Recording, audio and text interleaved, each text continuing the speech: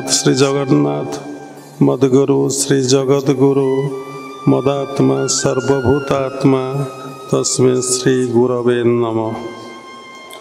गुरु ब्रह्मा गुरु विष्णु गुरुदेव महेश्वर गुरु साक्षात् परम ब्रह्म तस्मै श्री गुरवे नमः। नीलाचल निवासाय नित्याय परमात्मने बलभद्र सुभद्राभ्यां जगन्नाथाय ते नमः। क्रियायोग परंपरार समस्त गुरु मानक मु प्रणाम करुच्ची। विश्वर प्रत्येक संप्रदायर गुरु मानक मु प्रणाम करुच्ची। उपस्थित भगवत स्वरूपगण सबरी भितरे जगन्नाथ को उपलब्धि करी मु प्रणाम करुच्ची। आज 2025 मसीहा जनवरी 1 तारिख बुधवार।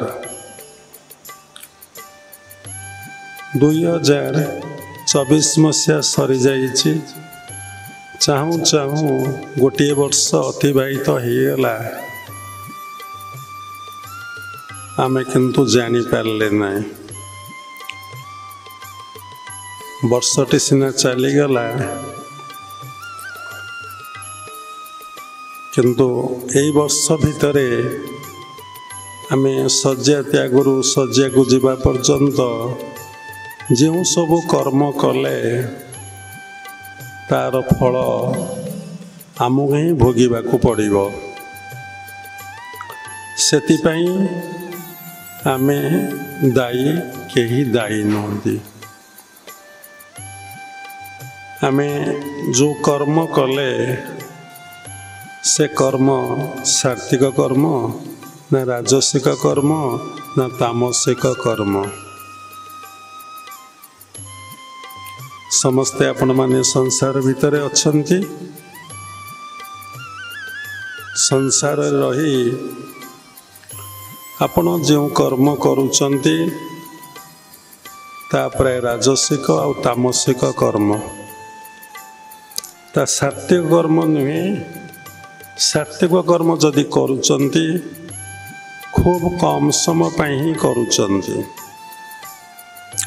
ये समस्त काम किए करूची देखिए, ये समस्त काम ही मन करूची। नववर्ष वास्तव में किसी नुआ वर्ष नुहे। आध्यात्मिक जगत रे नुआ आ पुराणा बोली किसी सेमती नहीं। प्रत्येक दिन तो सूर्य उदय हुंती एवं अस्त हुंती। आज 25 मसीहा जनवरी 1 तारिख बुधवार। से भली सूर्य उदय हेबे पूर्व दिगरे अस्त हेबे पश्चिम दिगरे।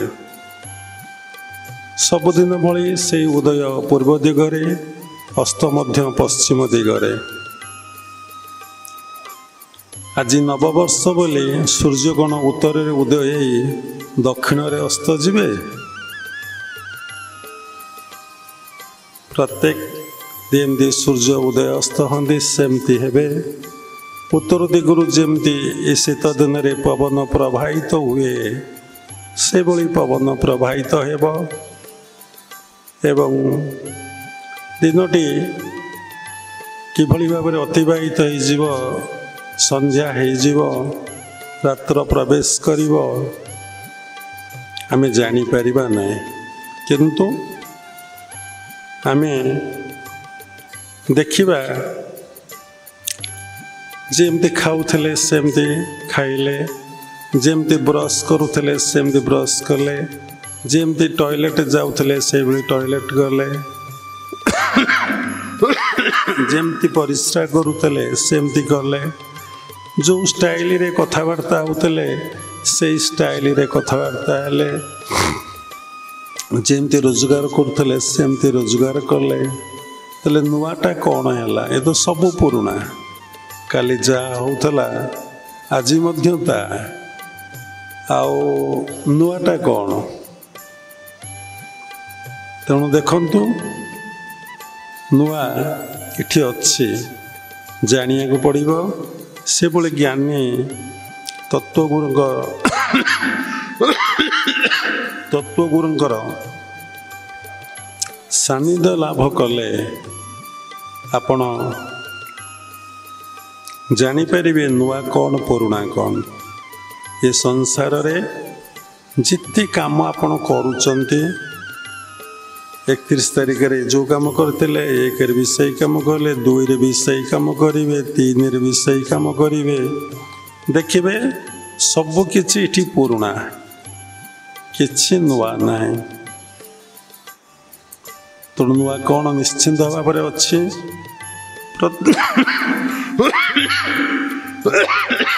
ପ୍ରତ୍ୟେକ ଦିନର ପ୍ରଭାବ ଗୋଟିଏ ମନ ଉପରେ ପଡ଼େ। ପ୍ରତ୍ୟେକ ଦିନର ପ୍ରଭାବ ମନ ଉପରେ ପଡ଼େ। ପ୍ରତ୍ୟେକ ପର୍ବପର୍ବାଣୀର ପ୍ରଭାବ ମନ ଉପରେ ପଡ଼େ। ପ୍ରତ୍ୟେକ ଖାଦ୍ୟର ପ୍ରଭାବ ମନ ଉପରେ ପଡ଼େ। ପ୍ରତ୍ୟେକ ସ୍ଥାନର ପ୍ରଭାବ ମନ ଉପରେ ପଡ଼େ। ପ୍ରତ୍ୟେକ ଲୋକ ସହିତ ମିଶିଲେ ତା'ର ପ୍ରଭାବ ଗୋଟିଏ ମନ ଉପରେ ପଡ଼େ। ତେଣୁ ନବବର୍ଷ ତା'ର ଗୋଟେ ପ୍ରଭାବ ମନ ଉପରେ ନିଶ୍ଚିନ୍ତ ପଡ଼ିବ। ଟିକେ ଭଲ ଲାଗିବ, ଟିକେ ଆନନ୍ଦ ଲାଗିବ, ଟିକେ ଉତ୍ସାହ ଲାଗିବ। ଯଦି ତୁମ ପାଇଁ ଅନୁକୂଳ ହେଇଥାଏ ସେ ଦିନଟି, ଯଦି କୌଣସି କାରଣରୁ ସେ ଦିନଟି ତୁମ ପାଇଁ ପ୍ରତିକୂଳ ହେଇଥାଏ, ତାହା ତୁମକୁ ଏତେ ଭଲ ଲାଗିବ ନାହିଁ, ତୁମ ମନ ଉପରେ କିଛି ପ୍ରଭାବ ପକାଇବ ନାହିଁ। ସେଇଭଳି ଭଲ ଖାଦ୍ୟ ହେଇଥିଲେ, ନବବର୍ଷରେ ଭଲ ଖାଦ୍ୟ ପକାଇଲେ ଟିକେ ମଣିଷ ସୁଖ ପାଇବ। ଆହା, ଭଲ ଖାଦ୍ୟ ହେଇଛି, ଆଜି ଆମେ ଖାଇନେଲୁ। ନବବର୍ଷ ଏତିକି ଟିକେ ଅନୁଭବ ହେବ, ତାପରେ ଭୁଲିଯିବେ। ତାପରେ ଭଲ ଯଦି କୌଣସି ଜାଗାକୁ ବୁଲିବାକୁ ଯାଇଛନ୍ତି, ଭଲ ପରିବେଶ ଟିକେ ଦେଖିଲେ, ଆହା ସୁନ୍ଦର ପରିବେଶ, ତା ପ୍ରଭାବ ମନ ଉପରେ ପଡ଼ିବ, ଆଉ କାହା ଉପରେ ପଡ଼ିବ ନାହିଁ। ଭଲ ଧାର୍ମିକ ଲୋକ ସାଙ୍ଗରେ ଦେଖାହେଲେ କି ଭଲ ସାତ୍ତ୍ୱିକ ଭାବାପନ୍ନ ଲୋକ ସାଙ୍ଗରେ ଆପଣ ଦେଖାହେଲେ, ସେ ଟିକେ କଥାବାର୍ତ୍ତା ହେଲେ, ଭଲ କଥା ହେଲେ ଟିକେ ମନ ଉପରେ ପ୍ରଭାବ ପକାଇବ। ତେଣୁ ଦେଖନ୍ତୁ ପ୍ରଭାବ, ଦିନର ପ୍ରଭାବ ପଡ଼ୁଛି, ଖାଦ୍ୟର ପ୍ରଭାବ ପଡ଼ୁଛି, ପରିବେଶର ପ୍ରଭାବ ପଡ଼ୁଛି, ସାଙ୍ଗସାଥିର ପ୍ରଭାବ ମଧ୍ୟ ପଡ଼ୁଛି।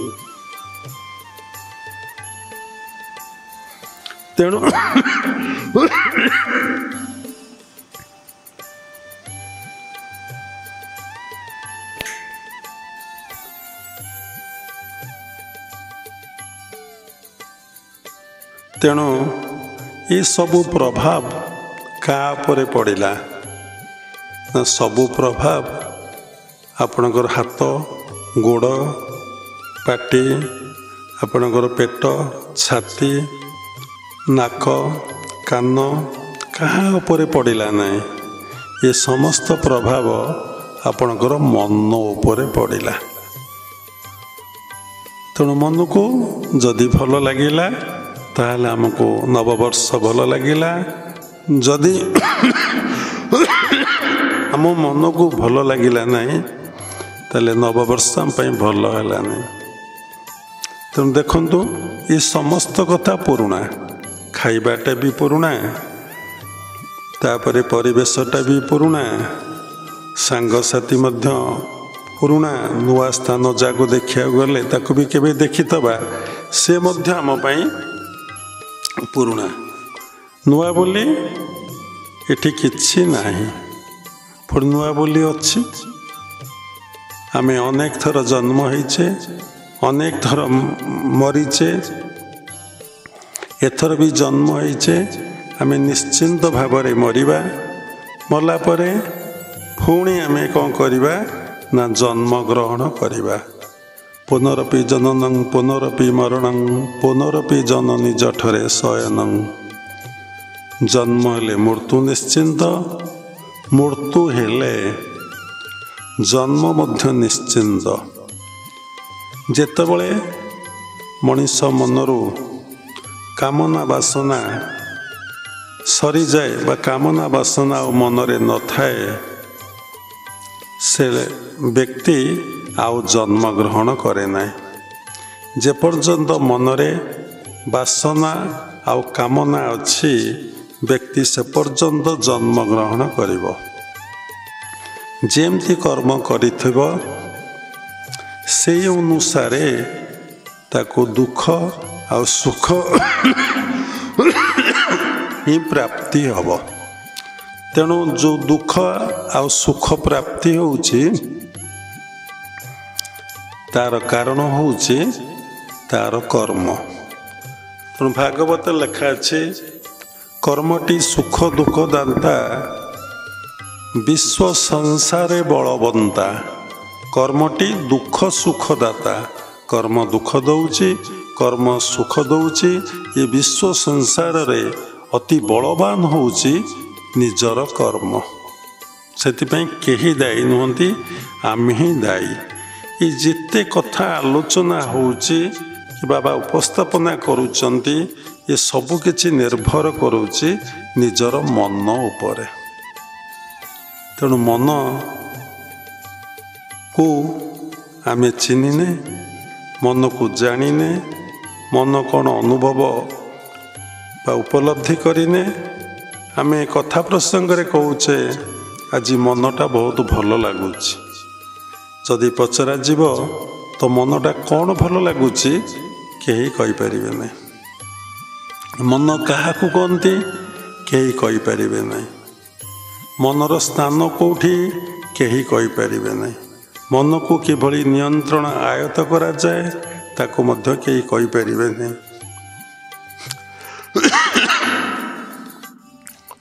ଏବଂ ଏ ମନକୁ କିଭଳି ଭାବରେ ସୁମନରେ ପରିଣତ କରାଯିବ। ମନ ପାଞ୍ଚଟା, ମନ, ସୁମନ, କୁମନ, ବିମନ, ଅମନ। ମନ ସୁମନରେ ପରିଣତ ହେଲେ ଯାଇ ଅମନରେ ପରିଣତ ହେବ। ଅମନ ଅର୍ଥ ମନର ଶୂନ୍ୟ ଅବସ୍ଥା ହେବ, ମନ ଲୟ ହୋଇଯିବ, ମନ ଆଉ ରହିବ ନାହିଁ। କ'ଣ ଲାଗିବ? ଶୂନ୍ୟ ଅବସ୍ଥା। ତାକୁ ଭାଷାରେ ବ୍ୟକ୍ତ କରି ହୁଏ ନାହିଁ। ଯାହାର ସେ ଅବସ୍ଥା ହେଇଛି ସେ କଥା ଜାଣିଛି। ଯେତେବେଳେ ଦେଖନ୍ତୁ ଛୋଟିଆ କଥାଟିଏ, ଆପଣଙ୍କ ଭିତରେ କୌଣସି ଚିନ୍ତା ନଥାଏ ଥରେ ସେତେବେଳେ ଆପଣ ଦେଖନ୍ତି ଆପଣ ଖାଲି ଖାଲି ଲାଗୁଛି। ବହୁତ ମାନେ ଭଲ ତ ନୁହେଁ, ବ୍ୟକ୍ତ କରି ହୁଏନି, ବହୁତ ଆନନ୍ଦ ଲାଗୁଛି। ତାକୁ ଆନନ୍ଦ କହି ହୁଏନି, ଖାଲି ଖାଲି ଲାଗୁଛି। ଖାଲିର ତଳଟା ହେଉଛି ଆନନ୍ଦ। ଶୂନ୍ୟ ଶୂନ୍ୟ ଲାଗୁଛି, ଯେମିତି ସଂସାରରେ କେହି ନାହାନ୍ତି, ଖାଲି ଏକ୍ଜିଷ୍ଟାନ୍ସ, ଖାଲି ସ୍ଥିତିଟା ରହିଛି ବା କନସିୟସନେସ୍ ରହିଛି।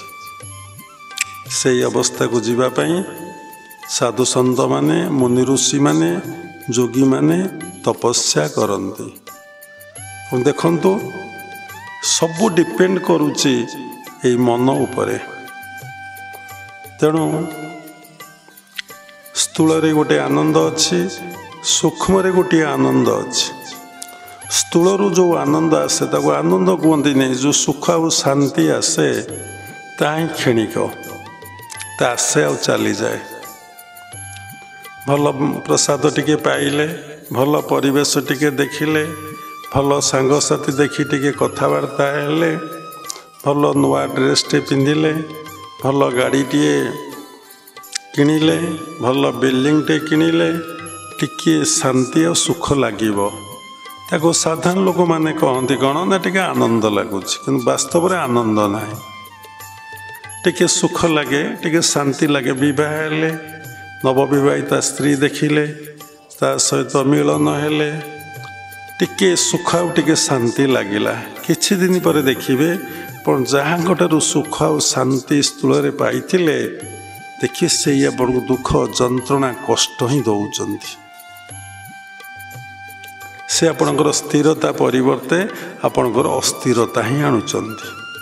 ବହୁତ ଲୋକ ଭାବନ୍ତି ପାଠ ପଢ଼ିଦେଲା ପରେ ମୋତେ ଟିକେ ମାନସିକ ଶାନ୍ତି ମିଳିବ। ଦେଖନ୍ତୁ ପାଠ ପଢ଼ି ସାରିଲା ପରେ ମାନସିକ ଶାନ୍ତି ଯଦି ମିଳୁଥାନ୍ତେ ଲୋକ ସର୍ଭିସ୍ ପାଇଁ କାହିଁ ଯାଆନ୍ତେ?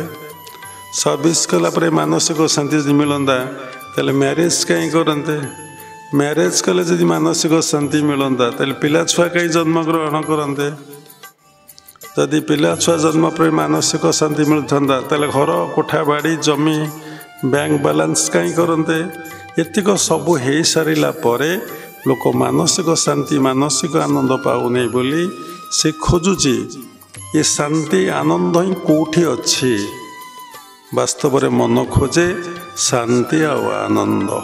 ସେ ଯେକୌଣସି କର୍ମ କରୁନା କାହିଁକି, ଚୋରି କରୁନା କାହିଁକି, ଧର୍ଷଣ କରୁନା କାହିଁକି, ଖରାପ କର୍ମ କରୁନାହିଁ କାହିଁକି, ସେ ଖୋଜେ ଶାନ୍ତି ଆଉ ଆନନ୍ଦ। କିନ୍ତୁ ଶାନ୍ତି ଆନନ୍ଦର ସଂଜ୍ଞା ତାକୁ ଜଣା ନାହିଁ। ଏ ପରମପିତା ପରମବ୍ରହ୍ମ ବା ଜଗତର ନାଥ ଜଗନ୍ନାଥ ଏ ସୃଷ୍ଟି କରି ଏ ମାନବକୁ ମାନେ ଲିଟିଲ୍ ମାନେ ସ୍ମଲ୍ ସୁଖ ଟିକେ ଦେଇଛନ୍ତି, ସ୍ମଲ୍ ଆନନ୍ଦ ଟିକେ ଦେଇଛନ୍ତି। ସ୍ମଲ୍ ଛୋଟିଆ ଛୋଟିଆ କ୍ଷୁଦ୍ର କ୍ଷୁଦ୍ର ଛୁଞ୍ଚି ମୁନରେ ମୁନେ ମୁନେ।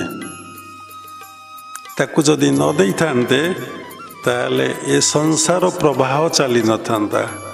ସମସ୍ତେ କ'ଣ କରିଥାନ୍ତେ ନା ଦୁଃଖ କଷ୍ଟ ଯନ୍ତ୍ରଣା ଭୋଗିଥାନ୍ତେ। ଆଉ ସଂସାର କରିଥାନ୍ତେ କେମିତି? ସଂସାର କରିବାକୁ କାହାର ଇଚ୍ଛା ବି ଆଉ ହେଇନଥାନ୍ତା। ତାଙ୍କର ଯେଉଁ ସୃଷ୍ଟି ପ୍ରବାହଟା ବନ୍ଦ ହେଇଯାଇଥାନ୍ତା। ବିବାହ ହେଲେ ଟିକେ ସୁଖ ମିଳିଲା, ପିଲା ହେଲେ ଟିକେ ସୁଖ ମିଳିଲା। ପ୍ରଥମ ତ ସୁଖ ମିଳିବ ନା, ତାପରେ ଦୁଃଖ ଯନ୍ତ୍ରଣା କଷ୍ଟ ଆରମ୍ଭ ହେଇଯିବ ତମର ମୃତ୍ୟୁ ପର୍ଯ୍ୟନ୍ତ। ଘରଟିଏ କଲେ ଟିକେ ସୁଖ ଲାଗିଲା, ବ୍ୟାଙ୍କ ବାଲାନ୍ସ କଲେ ଟିକେ ସୁଖ ଲାଗିଲା, କୁଆଡ଼େ ଟିକେ ବୁଲିଗଲେ ଟିକେ ସୁଖ ଲାଗିଲା। ତାପରେ ଦେଖନ୍ତୁ କେତେ ଯନ୍ତ୍ରଣା କଷ୍ଟ ରହିଛି।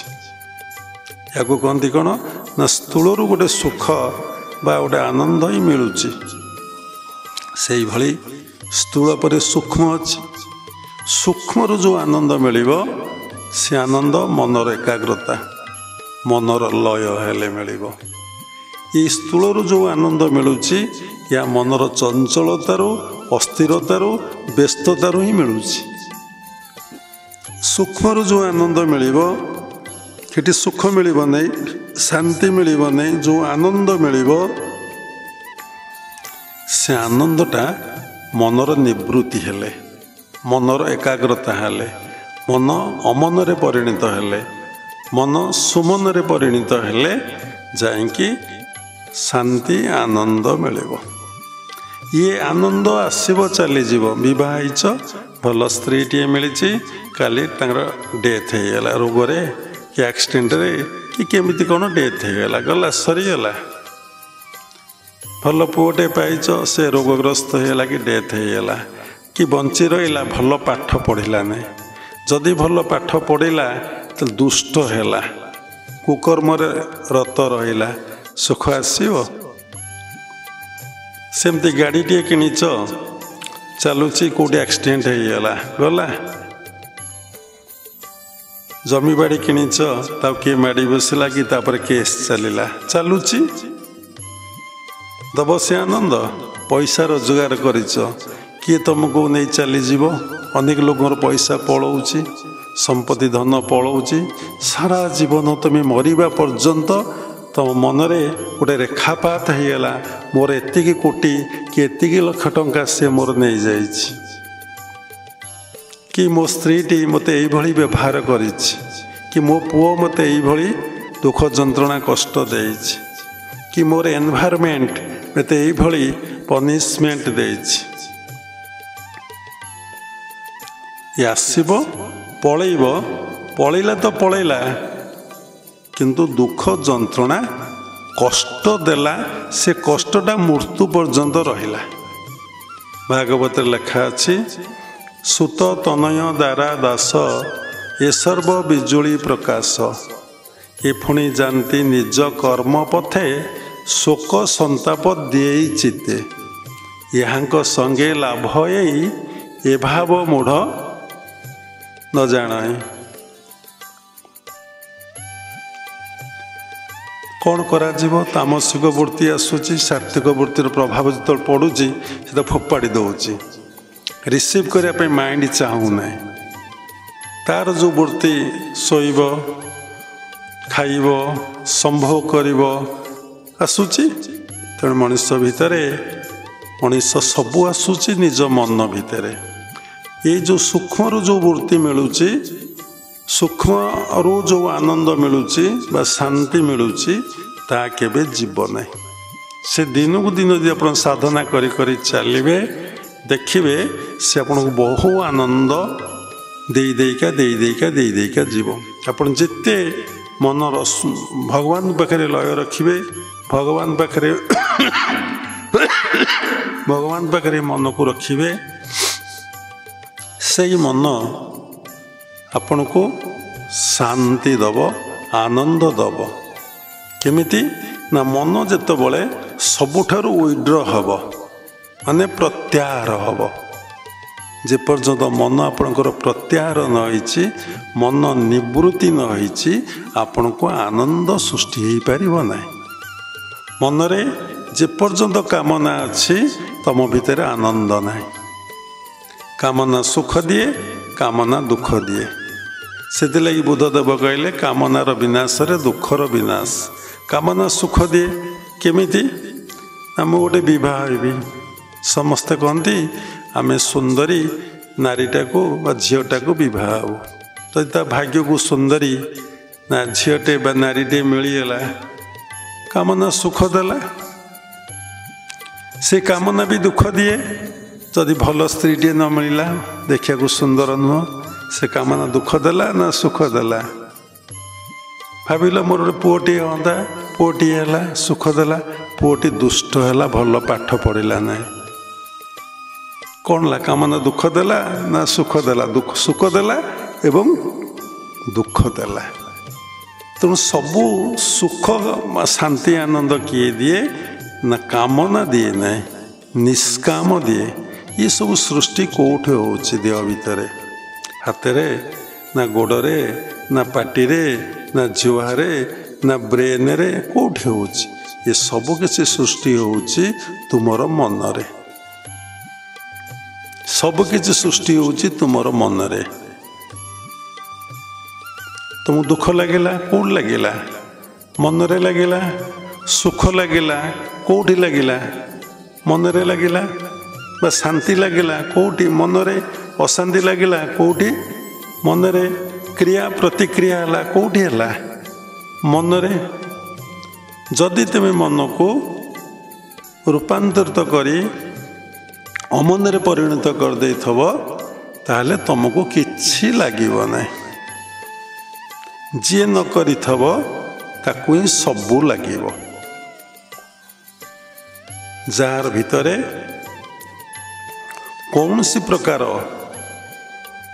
ବାସନା ଆଉ କାମନା ତା ମନରେ ନାହିଁ, ତାର ଅଭାବ ବୋଲିଟି କିଛି ନାହିଁ।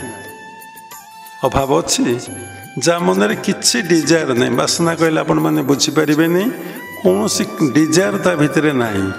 କୁମ୍ଭକୁ ଯିବି, ସାଧୁ ଦେଖିବି, ପୁରୀ ଯିବି, ଜଗନ୍ନାଥ ଦର୍ଶନ କରିବି, ନାଇଁକି ବନ୍ଧୁ ଘରକୁ ଯିବି, ବନ୍ଧୁକୁ ଦେଖିବି, କିଏ କହୁଛି ମୋ ମା ବାପାକୁ ଦେଖିବି। ଏହା ଦ୍ୱାରା ମନର ସ୍ଥିରତା ଆସୁଛି ନା ଅସ୍ଥିରତା ଆସୁଛି? ସବୁ ମନର ଅସ୍ଥିରତା ଆସୁଛି। ହେଲେ ଲାହିଡ଼ି ବାବା କହିଲେ, ଏ ଯେତେ ଚଞ୍ଚଳତା ସୃଷ୍ଟି ହେଉଛି, ଏ ଯେଉଁ ଯେତେ ଗୁଡ଼ିଏ ଥଟ୍ସ ଆସୁଛି, ଏ ଥଟ୍ସ ଆସୁଛି ଚଞ୍ଚଳ ବାୟୁରୁ, ଚଞ୍ଚଳ ଶ୍ୱାସ ପ୍ରଶ୍ୱାସରୁ। ଚଲେ ବାତ ଚଲେ ଚିତ୍ତମ ନିଶ୍ଚଲେ ନିଶ୍ଚଲେ ଭବେତ୍। ଆପଣ ଶ୍ୱାସ ପ୍ରଶ୍ୱାସ ଯେତେ ସ୍ଥିର ହେବ, ଯେତେ ଶାନ୍ତ ହେବ, ଆପଣ ଭିତରେ କୌଣସି ବାସନା କାମନା ଉଠିବ ନାହିଁ। କାରଣ ଆପଣ ଦେଖିବେ, ମୁଁ ଯାହାକୁ ପାଖକୁ ଯାଉଛି ସବୁରି ଭିତରେ ସେଇ ଭଗବାନ ବା ସବୁରି ଭିତରେ ସେଇ ଆତ୍ମା। କିନ୍ତୁ ଇଏ କେଉଁ ଥଟ୍ସ ନେଇକି ଯାଇଛି ନା, ଇଏ ଯାଇଛି ସ୍ଥୂଳ ଥଟ୍ସଟା ନେଇକି। ସେଇ ସ୍ଥୂଳ ଥଟ୍ସଟା ଯଦି ତାକୁ ଠିକ୍ ଭାବରେ ବ୍ୟବହାର ନ ଦେଖେଇଲା, ଠିକ୍ ଭାବରେ ତାକୁ ଟ୍ରିଟମେଣ୍ଟ ନ କଲା ସେ ସ୍ଥୂଳଟା ଦୁଃଖ ଦେଇଦେବ, ଭୟଙ୍କର ଦୁଃଖ ଦେବ ନାଇଁ। ସୂକ୍ଷ୍ମରେ ଦେଖିବାକୁ ଗଲେ ଯଦି ସବୁରି ଭିତରେ ସବୁରି ଭିତରେ ସେଇ ଭଗବାନ ବାସ୍ତବ ମୁଁ, ଅସଲି ମୁଁ, ନକଲି ମୁଁ, ସବୁରି ଭିତରେ ସେଇ ଆତ୍ମା ଯଦି ଆପଣଙ୍କର ବୋଧ ହେବ, ଆପଣ ଦେଖିବେ ଆପଣ ଗୋଟେ ଜାଗାରେ ବସିକରି ସବୁ ଆନନ୍ଦ ଆଉ ପ୍ରେମର ଅଧିକାରୀ ହେଇପାରିବେ। ବହୁ ପ୍ରକାର ସାଧୁ ଅଛନ୍ତି, ସେମାନେ କେବେ ପରିବାରଜକ ହେବାକୁ ଭଲ ପାଆନ୍ତି ନାହିଁ। କୁଟିଚକ ବହୁଦକ ହଂସ ପରମହଂସ। ଅନେକ ସାଧୁ ଗୋଟେ ପ୍ଲେସ୍ରୁ କୁଆଡ଼େ ଯିବାକୁ ଇଚ୍ଛା କରନ୍ତି। ଯେଉଁମାନେ ବଡ଼ ବଡ଼ ମହାପୁରୁଷ ସେମାନେ କୌଣସି ଜାଗାରେ ଯିବାକୁ ଇଚ୍ଛା କରନ୍ତି ନାହିଁ। ତା'ର କାରଣ ହେଉଛି କ'ଣ ନା ତାଙ୍କ ମନର ସ୍ଥିରତା ଆସିଛି। ଯେତେବେଳେ ମନର ଅସ୍ଥିରତା ଆସିବ ଲୋକ ଘୂରିବ ଘୂରିବ ଘୂରିବ ଘୂରିବ ଘୂରିବ ଘୂରିବ ଯେତେ ଘୂରିବ, ଯେତେ ଦେଖିବ, ଯେତେ ଶୁଣିବ, ସେଗୁଡ଼ାକ ସଂସ୍କାର ହେଇକି ଛାପ ହେଇକି ତୁମ ବ୍ରେନ୍ରେ ସବୁ ରହିଯିବ। ଯେମିତି କ୍ୟାମେରାରେ ଫଟୋ ଉଠୁଛି ସେଇଭଳି ଭାବରେ ତୁମର ଯେଉଁ କ୍ୟାମେରା ଆଖି ଦୁଇଟା ଲାଗିଛି ସେ ଏଭଳି ଭାବରେ ଫଟୋ ଉଠେଇ ଦେବ ଯେ ସେ ଆଉ ଡିଲେଟ୍ ହେବା ଏତେ ସହଜ ନୁହେଁ। ଷ୍ଟୋର ହେଇ ହେଇ ଚାଲିବ। ସେଠି ଏତେ ବଡ଼ ମେମୋରି, କୋଟି କୋଟି ଜନ୍ମର ସଂସ୍କାର ଫଟୋ ତୁମ ବ୍ରେନ୍ ଭିତରେ ଅଛି। କସ୍ମିନ କାଳେ ସେ ଡିଲିଟ୍ ହେଉନି। ଦେଖୁନ, ତୁମକୁ ଏତେ ଏତେ ବର୍ଷ ହେଲାଣି, ତୁମେ ଏତେ ପାଠ ପଢ଼ିଛ, ସାଧନା କରିଛ, ଏପର୍ଯ୍ୟନ୍ତ ତୁମ ଭିତରେ ସାତ୍ତ୍ୱିକ ବୃତ୍ତି ଆସିଲେଣି? ତୁମ ମନ ସବୁ ମନ ସାତ୍ତ୍ୱିକମୟ ହେଲାଣି? ମନରୁ ବାସନା କାମନା ଗଲାଣି? ସାଧୁ ହୁଅ, ଦୀକ୍ଷିତ ଲୋକ ହୁଅ। ବଡ଼ ବଡ଼ ମହାପୁରୁଷ ଦେଖିବେ, ଶ୍ରୀ ଅରବିନ୍ଦ ଦେଖନ୍ତୁ କୁଆଡ଼େ ଯାଇନାହାନ୍ତି, ଗୋଟିଏ ଜାଗାରେ ବସିକି ସାଧନା କରିଛନ୍ତି, ଗୋଟିଏ ଘରେ ଦୀର୍ଘ 40 ବର୍ଷ, ଏବଂ ସେ ଏରୁଣ୍ଡି ବନ୍ଧକୁ ଡେଇଁବାକୁ ଆସିନାହାନ୍ତି। ନାନା ଭାବେ ମନୋଜସ୍ୟ ତସ୍ୟ ମୁଖ୍ୟ ନ ବିଦ୍ୟତେ।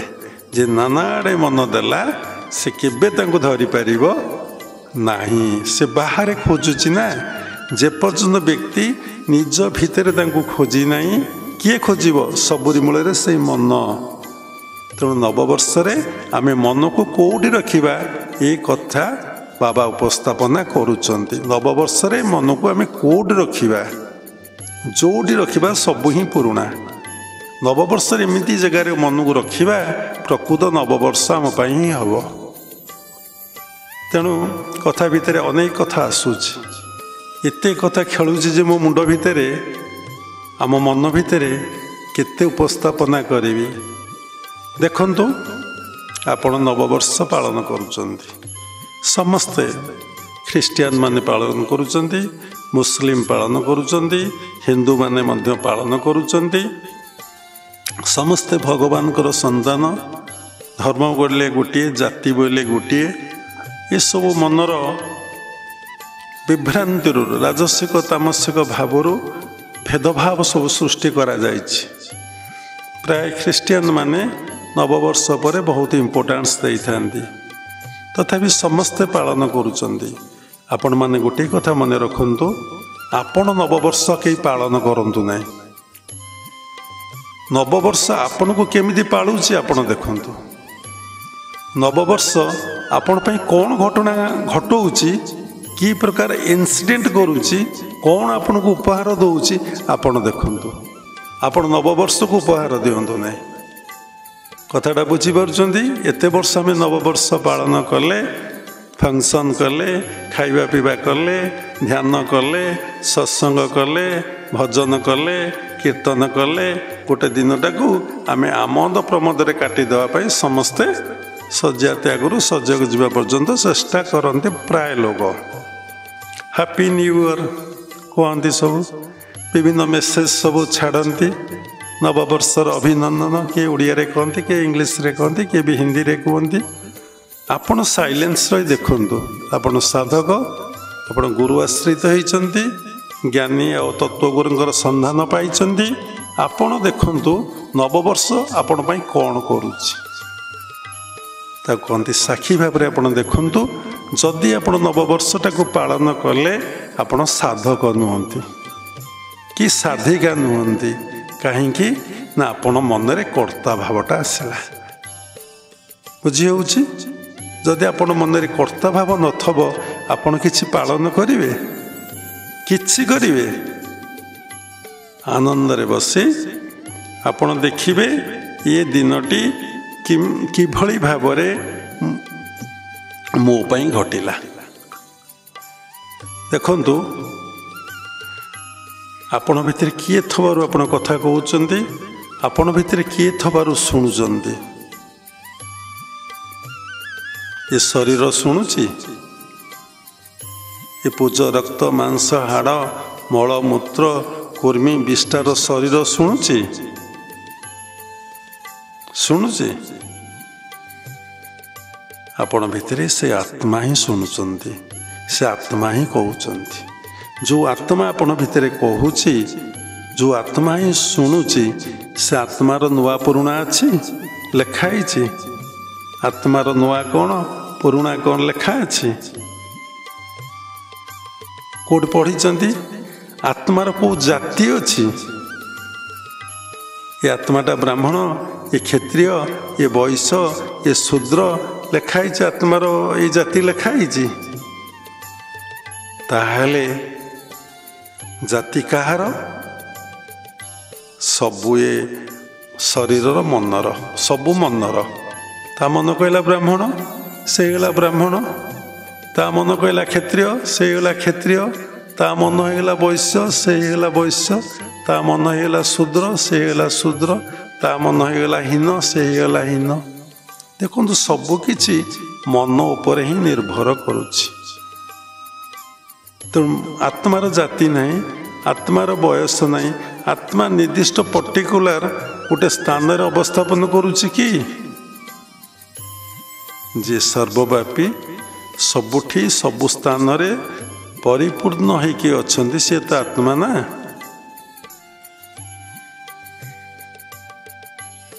ତେଣୁ ଆମେ ଯଦି ଆତ୍ମବୋଧ ଅବସ୍ଥା ଆମ ଭିତରେ ଆସିଛି ଏଇ ମନରେ, ତାହେଲେ ଆମେ କହିପାରିବା ଆମେ ବ୍ରାହ୍ମଣ, ଆମେ କ୍ଷତ୍ରିୟ, ଆମେ ବୈଶ୍ୟ, ଆମେ ଶୂଦ୍ର କହିପାରିବା? ଆମେ ନିଜକୁ ଫିଲ୍ କରିବା କ'ଣ? ଆମେ ସେଇ ଆତ୍ମା। ଆତ୍ମାର ନଥାଏ ଜନ୍ମ ମରଣ, ଆତ୍ମା ସର୍ବଠାରେ ପରିପୂର୍ଣ୍ଣ। ବ୍ରାହ୍ମଣ କ୍ଷତ୍ରିୟ ବୈଶ୍ୟ ଶୂଦ୍ର ସର୍ବଘଟେ ଦେଖ ଆତ୍ମା ସମାନ। ସବୁ ଭିତରେ ସମାନ ପରିମାଣରେ ଅଛି। ଭାଗବତରେ ଲେଖା ଅଛି ସମେ ବସଇ ସର୍ବଦେହେ ମୂଢ଼ ନ ଜାଣେ ମାୟା ମୋହେ। ମାନେ ସର୍ବେ ବସଇ ସମଦେହେ, ସମସ୍ତଙ୍କ ଦେହରେ ସେ ସମାନ ପରିମାଣରେ ହିଁ ଅଛନ୍ତି। ମୂଢ଼, ମୂଢ଼ ଅର୍ଥ ଯେ ଈଶ୍ୱରଙ୍କୁ ଭଜନ କରେ ନାହିଁ, ଈଶ୍ୱରଙ୍କୁ ଧ୍ୟାନ କରେ ନାହିଁ, ଈଶ୍ୱରଙ୍କୁ ତାଙ୍କୁ ଚୁମୁଟି ଦିଅନ୍ତୁ ମଝିରେ ମଝିରେ। ତେଣୁ ଈଶ୍ୱରକୁ ଧ୍ୟାନ କରେନି, ଈଶ୍ୱର କଥା କହେନି, ବିଶ୍ୱ ସଂସାରରେ ଯେ ବୁଡ଼ି ରହୁଛି ତାକୁ କ'ଣ କହନ୍ତି? ମୂଢ଼। ମୂଢ଼ ନ ଜାଣେ ମାୟା ମୋହେ, ମାୟାରେ ପଡ଼ିକି ପୁଣି ମୋହଗ୍ରସ୍ତ ହେଇଛି। କିଏ ମାୟାରେ ପଡ଼ିଛି? ନା ମନ। କିଏ ମୋହଗ୍ରସ୍ତ ହେଇଛି? ନା ମନ। ସେଥିଲାଗି ଶାସ୍ତ୍ରରେ କୁହାହେଇଛି ମନ ଏବ ମନୁଷ୍ୟାଣାଂ କାରଣଂ ବଦ୍ଧ ମୋକ୍ଷୟ। ତେଣୁ ମନ ହେଉଛି ବନ୍ଧନ ମୋକ୍ଷର ମୂଳ କାରଣ। ମନ ତମକୁ ବନ୍ଧନରେ ପକାଉଛି, ମନ ତମକୁ କ'ଣ କରୁଛି? ନା ମୋକ୍ଷାଭିଳାଷୀ କରୁଛି। ଯେତେବେଳେ ମନ ତମର ଅନୁକୂଳ ହେଉଛି ତମର ସାଧନା ହେଉଛି। ମନ ଯେତେବେଳେ ତମର ପ୍ରତିକୂଳ ହେଉଛି ତମକୁ ସାଧନା କରେଇଦେବ ନାହିଁ। ମନ ହରାଏ ଯାକୁ ସେ ଯାଏ ହାରି, ମନକୁ ହରାଏ ଯେ ବିଜୟ ତାହାରି। ମନର ନେଚର ସବୁବେଳେ ବହିର୍ମୁଖୀ, ମନର ନେଚର ସବୁବେଳେ ଚଳଚଞ୍ଚଳ, ମନର ନେଚର ସବୁବେଳେ ମୁଁ କ'ଣ କରିବି? ନା ଭୋଗ କରିବି। ଭୋଗ ନୁହେଁ, ଉପଭୋଗ କରିବି, ସବୁବେଳେ ଉପଭୋଗ କରିବି। ତେଣୁ ସାଧକର ଧର୍ମ ସେ ମନକୁ କେମିତି ନୂଆ କରିବ। ଆରେ ତୁ ତ ବିବାହ ହେଇଥିଲୁ, ପୁଣି ବିବାହ ହେଲୁ, ତୁ ତ ଖାଇଥିଲୁ, ପୁଣି ଖାଇଲୁ, ତୁ ତ ପୁଣି ସବୁ ବୁଲିକି ଦେଖିଥିଲୁ, ପୁଣି ବୁଲିକି ଦେଖୁଛୁ, ତୋର ମନେ ନାହିଁ କାହିଁକି? ନା ତୁ ମାୟା ଦ୍ୱାରା, ମୋହ ଦ୍ୱାରା ତୋ ମନ ଆବୃତ ହେଇଛି ବୋଲି। ଯେମିତି ଭଗବାନ ଭଗବତ ଗୀତାରେ ଅର୍ଜୁନକୁ ଚତୁର୍ଥ ଅଧ୍ୟାୟରେ କ'ଣ କହିଲେ? ହେ ଅର୍ଜୁନ, ଏହା ପୂର୍ବରୁ ମୁଁ ସୂର୍ଯ୍ୟକୁ କହିଥିଲି, ସୂର୍ଯ୍ୟ ମନକୁ କହିଥିଲେ, ମନ ଇକ୍ଷକୁ କହିଥିଲେ। ଏମିତି କେତେ ଥର ତୋର ମୋର ଜନ୍ମ ସରିଗଲାଣି, ମୁଁ ତୋତେ କେତେ ଥର ଏଇ ଭଗବତ ଗୀତା ମହାଭାରତ ଯୁଦ୍ଧରେ କହିସାରିଲିଣି, ତୋର କିନ୍ତୁ ମନେ ନାହିଁ, ତୁ ମାୟା ଦ୍ୱାରା ଆଚ୍ଛନ୍ନ। ଆମେ ବହୁତ ଥର ଭାବୁ, ହେ ଭଗବାନ, ଏଇ ଭାରତ ବର୍ଷରେ ଯେଉଁ ତୀର୍ଥସ୍ଥାନ ମାନଙ୍କରେ ଆମେ ପଦାର୍ପଣ କରୁଛୁ ବା ଦର୍ଶନ କରିବାକୁ ଯାଉଛୁ, ବୁଲିବାକୁ ଯିବା ଅଲଗା, ଦର୍ଶନ କରି ଯିବା ଅଲଗା। ପ୍ରାୟ ସାଧାରଣ ଲୋକମାନେ ତୀର୍ଥ ବୁଲିବାକୁ ଯାଆନ୍ତି, ମନର ଗୋଟେ ସଉକ। ଏବେ ପୁରୀରେ ଅସମ୍ଭାଳ ଭିଡ଼ ନବବର୍ଷରେ, ପୋଲିସ କଣ୍ଟ୍ରୋଲ କରିପାରିବ ନାହିଁ। କେତେ ଲୋକ ବି ଦଳା ଚକଟାରେ କାଲି ଆଜି ମରିଯାଇପାରନ୍ତି ନବବର୍ଷରେ। କିନ୍ତୁ ସତରେ ଯଦି ପରୀକ୍ଷା କରିଦିଆଯିବ, ସତରେ କ'ଣ ଜଗନ୍ନାଥଙ୍କୁ ଦର୍ଶନ କରିବା ପାଇଁ କ'ଣ କିଏ ଯାଇଛନ୍ତି? ଗୋଟେ ବୁଲି ଯାଇଛନ୍ତି। ନବବର୍ଷର ପ୍ରଭାବ ଗୋଟେ ମନ ଉପରେ ପଡ଼ିଛି। ଆଜି ଚାଲନ୍ତୁ ପରମାତ୍ମା ପରବ୍ରହ୍ମକୁ ବା ଜଗତର ନାଥ ଜଗନ୍ନାଥଙ୍କୁ ଆମେ ଦର୍ଶନ କରିବା। ଭାଗବତରେ ଲେଖା ଅଛି, ସକଳ ଦେଖୁ ତୁ ନୟନେ, ତୋତେ ନ ଦେଖେ ସର୍ବଜନେ। ତୁ ଦୁନିଆକୁ ଦେଖୁଛୁ, ଏ ଦୁନିଆ ତୋତେ ଦେଖିପାରୁନାହିଁ। ଯଦି ଦେଖୁଛି ତାହେଲେ ତ ପରିବର୍ତ୍ତନ ହେଇଯାଆନ୍ତା। ତା ଭିତରେ ଯେଉଁ ରାଜସିକ ବୃତ୍ତି, ଯେଉଁ ତାମସିକ ବୃତ୍ତି, ସେଇ ବୃତ୍ତି ହିଁ ତା ଭିତରେ ଅଛି, ସାତ୍ତ୍ୱିକ ବୃତ୍ତି ଆସିପାରୁନାହିଁ।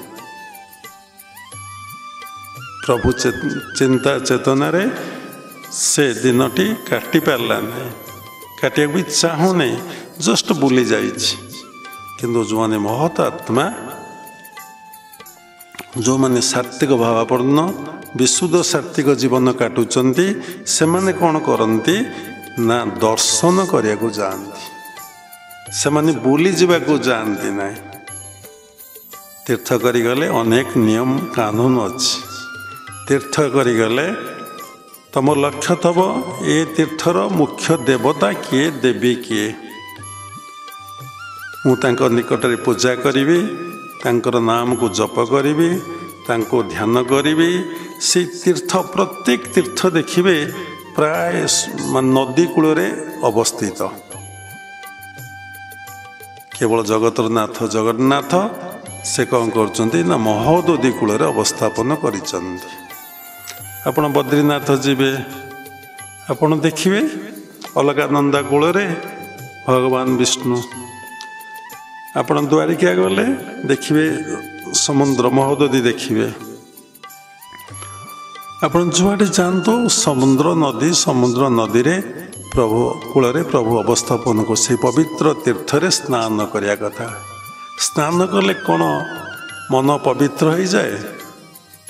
ଜନ୍ମ ଜନ୍ମାନ୍ତର ଯେଉଁ ଛାପ ଆମ ମନ ଉପରେ ପଡ଼ିଛି, ଯେଉଁ ସଂସ୍କାର ଆମ ଭିତରେ ଅଛି, ଜନ୍ମ ଜନ୍ମାନ୍ତରର ସଂସ୍କାରକୁ, ସମଷ୍ଟିଗତ ସଂସ୍କାରକୁ ମନ କୁହାଯାଏ ବା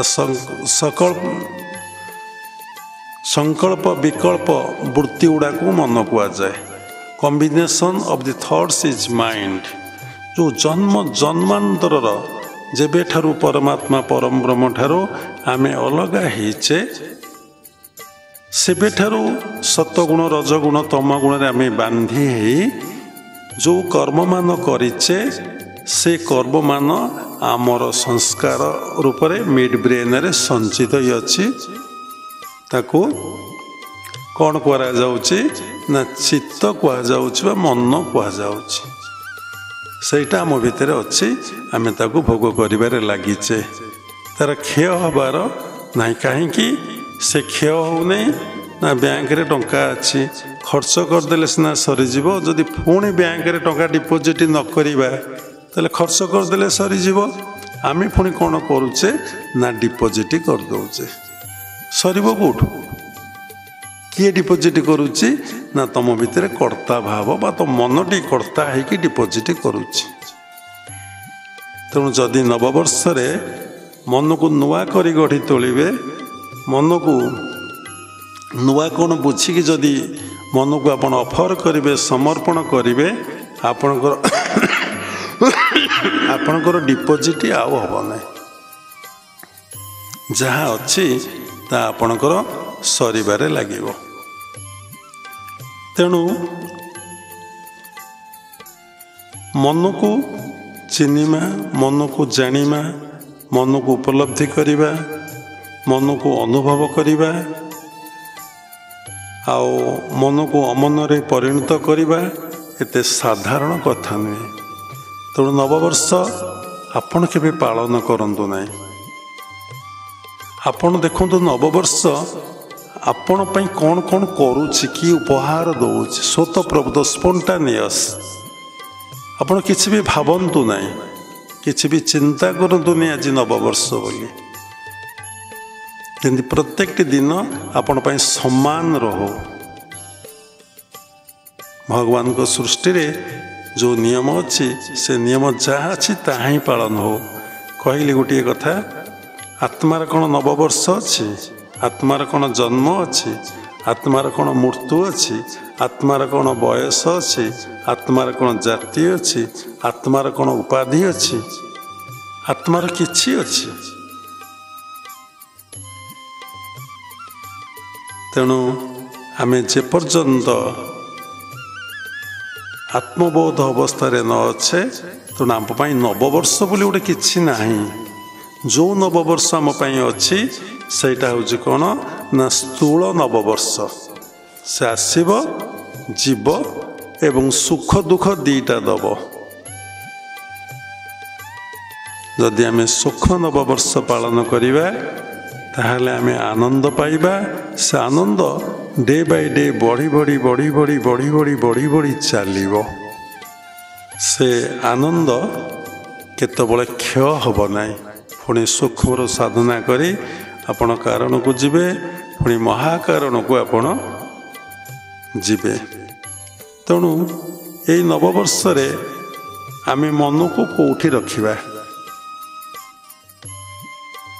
এই କଥା ବିଭିନ୍ନ ସମ୍ପ୍ରଦାୟରେ ବିଭିନ୍ନ ପ୍ରକାର କୌଶଳ ଗୁରୁମାନେ ତାଙ୍କର ଅନୁଗତ ଶିଷ୍ୟ ଭକ୍ତମାନଙ୍କୁ ପ୍ରଦାନ କରିଥାନ୍ତି।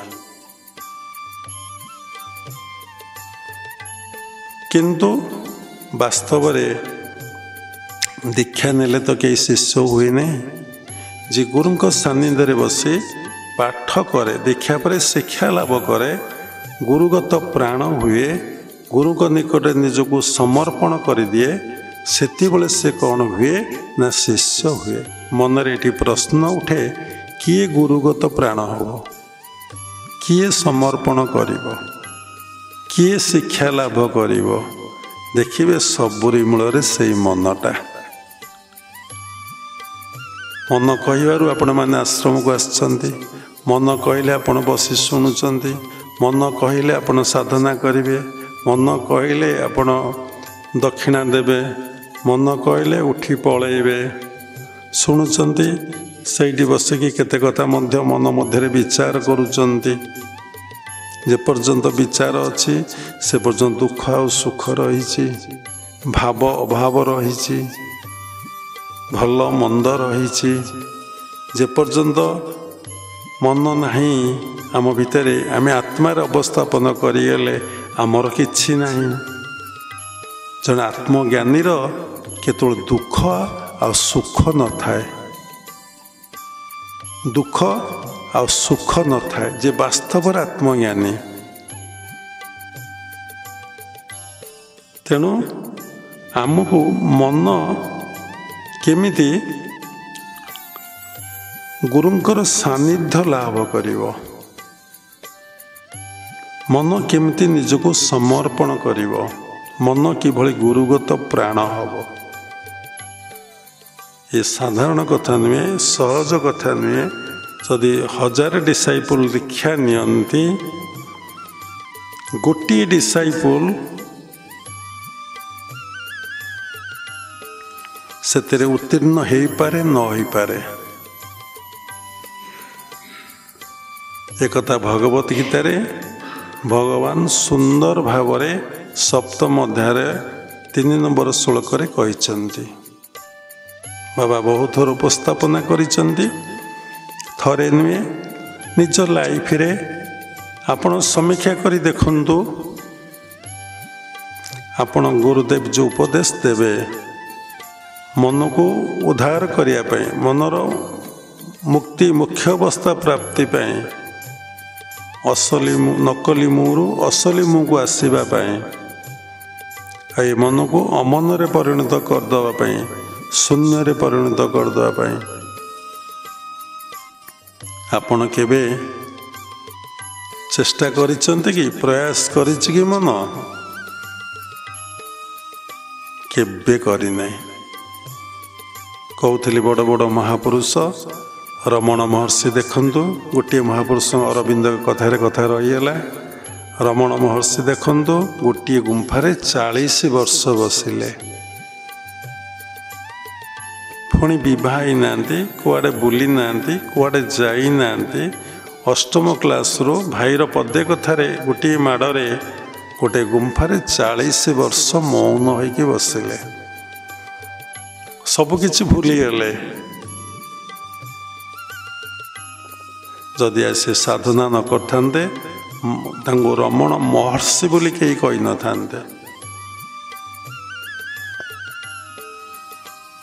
समस्त बसिला परे समस्त दायित्व किए नहीं थिले? से सृष्टिर स्रष्टा परमात्मा परम ब्रह्म ही नहीं थिले।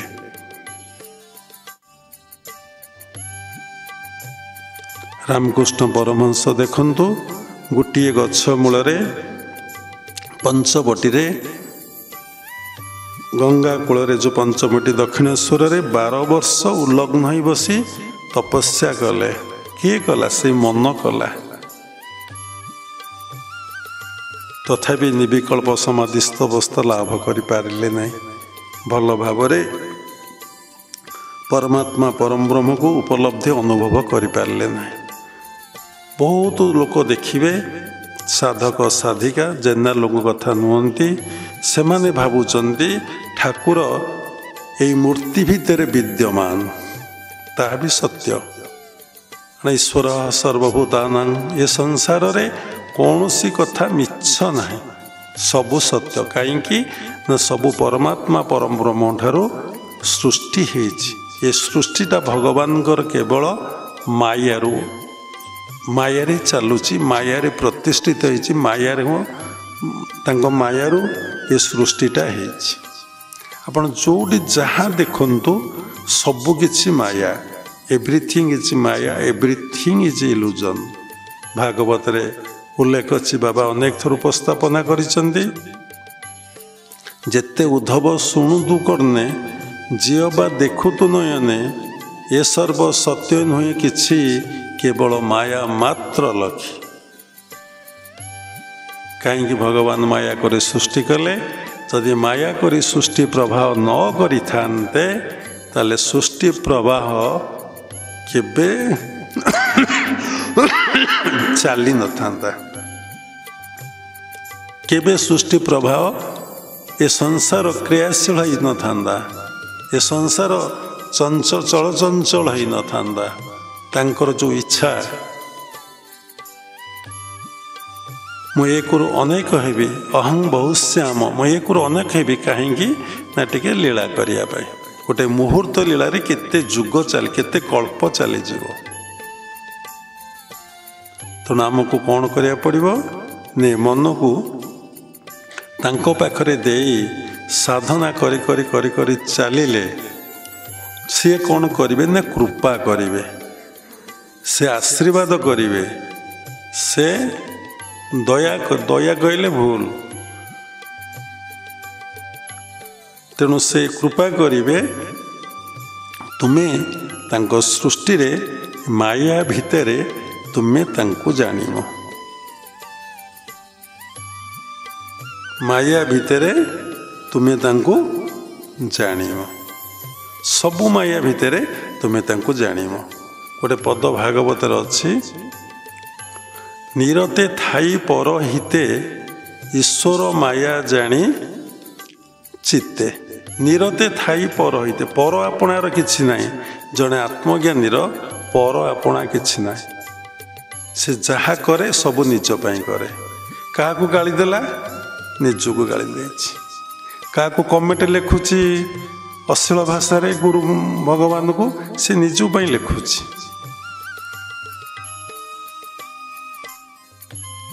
କାହାକୁ ସମାଲୋଚନା କରୁଛି, ନିଜକୁ କରୁଛି। କାରଣ ତୁ ଯିଏ ସିଏ। ସଂସାରରେ ଏକମାତ୍ର ଈଶ୍ୱରଙ୍କ ବ୍ୟତୀତ ଦୁଇ କିଛି ଅଛି କି? ଆମ ଦୁଇ ଅନେକ ବୋଧ ହେଉଛି ଆମର ଅଜ୍ଞାନତାରୁ, ଅହଙ୍କାରରୁ। ସମୟ ବସେଇ ସର୍ବଦେହ ବା ମୂଢ଼ ନ ଜାଣେ ମାୟାମୟ ଏକ ଦେବ ସର୍ବଭୂତେଷୁ ଗୂଢ଼ ସକଳ ଦେହେ ନାରାୟଣ। ତୋର ଅଜ୍ଞାନତାର ଭିନ୍ନ ହେଉଛି ମୁଁ ଗୋଟିଏ, ତୁମେ ଗୋଟେ। ଜ୍ଞାନ ହେଇଗଲେ ତମର ବୋଧ ହେବ ଆମେ ସମସ୍ତେ ପରମାତ୍ମା ପରମ ବ୍ରହ୍ମଙ୍କର ସନ୍ତାନ। ଆହୁରି ଉଚ୍ଚତର ସାଧନା କଲେ ଦେଖିବ ମୁଁ ହେଉଛି ସେଇ। ଯେତେବେଳେ ଆତ୍ମାରେ ସ୍ୱହଂ ଟେକ୍ନିକ୍ ପ୍ରାକ୍ଟିସ୍ କରୁ କରୁ ଏଇ ମନ ଯେତେବେଳେ ଆତ୍ମାରେ ଅବସ୍ଥାପନ କରିଯିବ, ତାର ବୋଧ ହେବ ସର୍ବ ଖଳିଦଂ ବ୍ରହ୍ମ।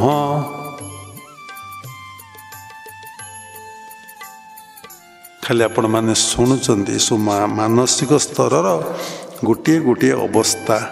ଯେତେ ସାଧନା କରି କରି ଚାଲିବେ, ଆପଣ ତାଙ୍କୁ ଭଲ କି ଚୁମୁଟି ଦିଅନ୍ତୁ କଷିକି, ସେ କ'ଣ ହେବେ? ଯାହାର ଯେମନ୍ତ ସ୍ୱଭାବ ଗୁରୁ ବଚନ କି କରିବ। ଗୁରୁଙ୍କ ସମ୍ମୁଖରେ ଯେଉଁମାନେ ଘୁମଉଛନ୍ତି, ଏ କଥା ତାଙ୍କୁ ଭଲ ଲାଗୁନାହିଁ, ଏ କଥା ତାଙ୍କୁ ମନକୁ ସ୍ପର୍ଶ କରୁନାହିଁ, ଆନନ୍ଦ ଦେଉନାହିଁ, ଅମୃତ ଭଳି ମାନେ ଭରି ଦେଉନାହିଁ, ତାଙ୍କୁ ନିଶ୍ଚିନ୍ତ ତାମସିକ ବୃତ୍ତି ତାଙ୍କ ଭିତରେ ଆଟାକ୍ କରିବ, ତାଙ୍କୁ ଭଲ ଲାଗିବ ନାହିଁ। ଗୋପୀମାନେ ସାରା ରାତି ଅନିଦ୍ରା ରହି ନିଧୁବନରେ ଭଗବାନ କୃଷ୍ଣଙ୍କ ସହିତ ରାସଲୀଳା କଲେ। ମାନେ ଗୋଟେ ରାତିକି ସେ ଗୋଟେ ମୁହୂର୍ତ୍ତ ମଣୁଥିଲେ। ଯେତେବେଳେ ଆନନ୍ଦ ଲୋକ ସ୍ୱାଦ ଅନୁଭବ କରେ, ତାକୁ କ'ଣ ସମୟ ଜ୍ଞାନ ରହେ? ଯେଉଁମାନେ ସାଧକ ସାଧନାରେ ବସନ୍ତି, ସେମାନେ ଏତେ ପ୍ରେମରେ ବସିଯାନ୍ତି, ଏତେ ଆନନ୍ଦରେ ବସିଯାନ୍ତି। ଏଇଟା କହିବାଟା ଭୁଲ ହେଉଛି କଥାଟା। ପ୍ରେମ ଆନନ୍ଦରେ କ'ଣ ବସନ୍ତି? ଯେତେବେଳେ ପ୍ରେମମୟ ପାଖରେ ମନକୁ ଦିଅନ୍ତି, ଆନନ୍ଦମୟ ପାଖରେ, ସଚ୍ଚିଦାନନ୍ଦମୟଙ୍କ ପାଖରେ ମନକୁ ଦିଅନ୍ତି, ସେ ପ୍ରେମ ଆନନ୍ଦର ସ୍ୱାଦକୁ ଅନୁଭବ କରନ୍ତି। ଆପଣ ଯେଉଁ ଖାଦ୍ୟ ଖାଇଲେ ଆପଣ ସେଇ ଟେଷ୍ଟ ଆସିବ ନା। ଆଉ ମିଠା ଖାଇଲେ ମିଠାର ଟେଷ୍ଟ, ଖଟା ଖାଇଲେ ଖଟାର ଟେଷ୍ଟ, ପିତା ଖାଇଲେ ପିତାର ଟେଷ୍ଟ ଆପଣଙ୍କୁ ଆସୁଛି ନା। ଆଉ ଭଗବାନ ଆନନ୍ଦମୟ, ପ୍ରେମମୟ, ତାଙ୍କ ପାଖରେ ଯେଉଁ ମନକୁ ଆପଣ ରଖିଦେଲେ, ଆପଣଙ୍କୁ ସେଇ ଆନନ୍ଦଟା ହିଁ, ସେଇ ପ୍ରେମଟା ଆପଣ ପାଖକୁ ଆସିବ। ଯେତେବେଳେ ଆପଣଙ୍କୁ ଆସିବ, ଆପଣ କ'ଣ ଜାଣିପାରିବେ ଯେ ଏଇ ଗୋଟାଏ ମାନେ 24 ଘଣ୍ଟା ଗୋଟେ ମୁହୂର୍ତ୍ତ ଆପଣ ପାଇଁ ଲାଗିବ। ସେଇ ଲାଗି ସାଧୁସନ୍ଥମାନେ ଯେତେବେଳେ ଯେଉଁମାନେ ସେଇ ସ୍ତରକୁ ଯାଇଛନ୍ତି, ଯେ ସାଧୁ ରୂପ ଧାରଣ କରୁଛନ୍ତି, ସେ ସାଧୁ ନୁହନ୍ତି, ତଥାପି ସେମାନଙ୍କୁ କୋଟି କୋଟି ପ୍ରଣାମ। ଚୈତନ୍ୟ ମହାପ୍ରଭୁ କହିଛନ୍ତି, ଯଦି ଦାଢ଼ି ବାଳ ରଖି ଗେରୁଆ ପିନ୍ଧିଛନ୍ତି ତାଙ୍କୁ ପ୍ରଣାମ କର। ଗଧଟାକୁ ମଧ୍ୟ ଗେରୁଆ ପିନ୍ଧେଇ ପ୍ରଣାମ କରିବା ପାଇଁ କହିଛନ୍ତି। କାରଣ ଏଇ ଜନ୍ମରେ ସେ ଗୋଟିଏ ପାଦ ଆଗେଇଛନ୍ତି। ସାଧନା କରିବା ଏତେ ସହଜ ନୁହେଁ। ଏ ତ ବୁଲିବ ନାନା ଭାବେ ମନୋଜସ୍ୟ ତସ୍ୟ ମୁଖ୍ୟ ନ ବିଦ୍ୟତେ ଇଦଂ ତୀର୍ଥ ମିଦଂ ତୀର୍ଥ ଭ୍ରମତି ତମସା ଜନା। ଆତ୍ମତୀର୍ଥ ନ ଜାଣନ୍ତି କଥକୁ ମୁଖ୍ୟ ବରାନନେ। ଶିବ ପାର୍ବତୀ କି କହୁଛନ୍ତି,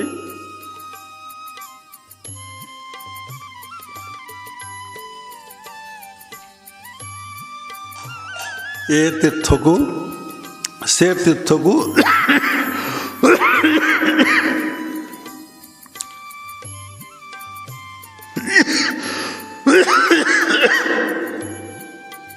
ତାମସିକ ଲୋକମାନେ ଯାଆନ୍ତି। ଥରେ ରାମକୃଷ୍ଣ ପରମହଂସକୁ ଶିଷ୍ୟ ଭକ୍ତମାନେ ଅନୁରୋଧ କଲେ ତୀର୍ଥ କରି ଯିବା ପାଇଁ। ସେ ମନା କଲେ। କାହିଁକି ମନା କଲେ? ସେ କହିଲେ ଯୋଉଠିକି ଯାଆନ୍ତୁ ସେ ପଞ୍ଚଭୂତ ନା ଅଲଗା କିଛି ଅଛି? ସେଇ ନଦୀ ଝରଣା ସମୁଦ୍ର ନା କିଛି ଅଲଗା ଅଛି? ସେଇ ପାହାଡ଼ ପର୍ବତ ଜଙ୍ଗଲ ପଞ୍ଚଭୂତରେ ଗଲା ସବୁ ଅଛି ନା ଅଲଗା ଅଲଗା ଅଛି? ମୁଁ ଗଲେ ଦେଖିବି କ'ଣ? ଯାହା ଦେଖିବ ଆଖି ଦେଖିବ, ସବୁ ଜାଗା ତ ସେ ଆତ୍ମା, ଦେଖିବ କ'ଣ ନୂଆ? ଯିଏ ଥରେ ନୂଆକୁ ଦେଖିଛି, ନୂଆକୁ ଅନୁଭବ କରିଛି, ନୂଆରେ ଅବସ୍ଥାପନ କରିଛି, ସେ ଆଉ ପୁରୁଣା କ'ଣ ଦେଖିବ? ଯୋଉଠି ଯିବ ତ ସେଇ ନୂଆ। କ'ଣ ନୂଆ? ନା ଯେ ଆତ୍ମାର ଅବସ୍ଥାପନ ମନ କରିଯାଇଛି, ସେ କୋଉଠିକି ଆଉ ଯିବ ନାହିଁ। ସବୁ ତୀର୍ଥ ସମସ୍ତେ ତା ପାଖରେ ଅବସ୍ଥାପନ କରିବେ। ତେଣୁ ବହୁ କଷ୍ଟରେ ସେ ବୃନ୍ଦାବନ ଯିବା ପାଇଁ ରାଜି ହେଲେ। ବାଟରେ ଆସୁ ଆସୁ ଦେଖିଲେ ଯେ ବହୁତ ଗରିବ ଲୋକ ଖାଇବାକୁ ପାଉନାହାନ୍ତି, ଛିଣ୍ଡା ପିନ୍ଧିଛନ୍ତି, ନିଖୁରା ବସିଛନ୍ତି। ଠାକୁର ସେ ରହିବା ପାଇଁ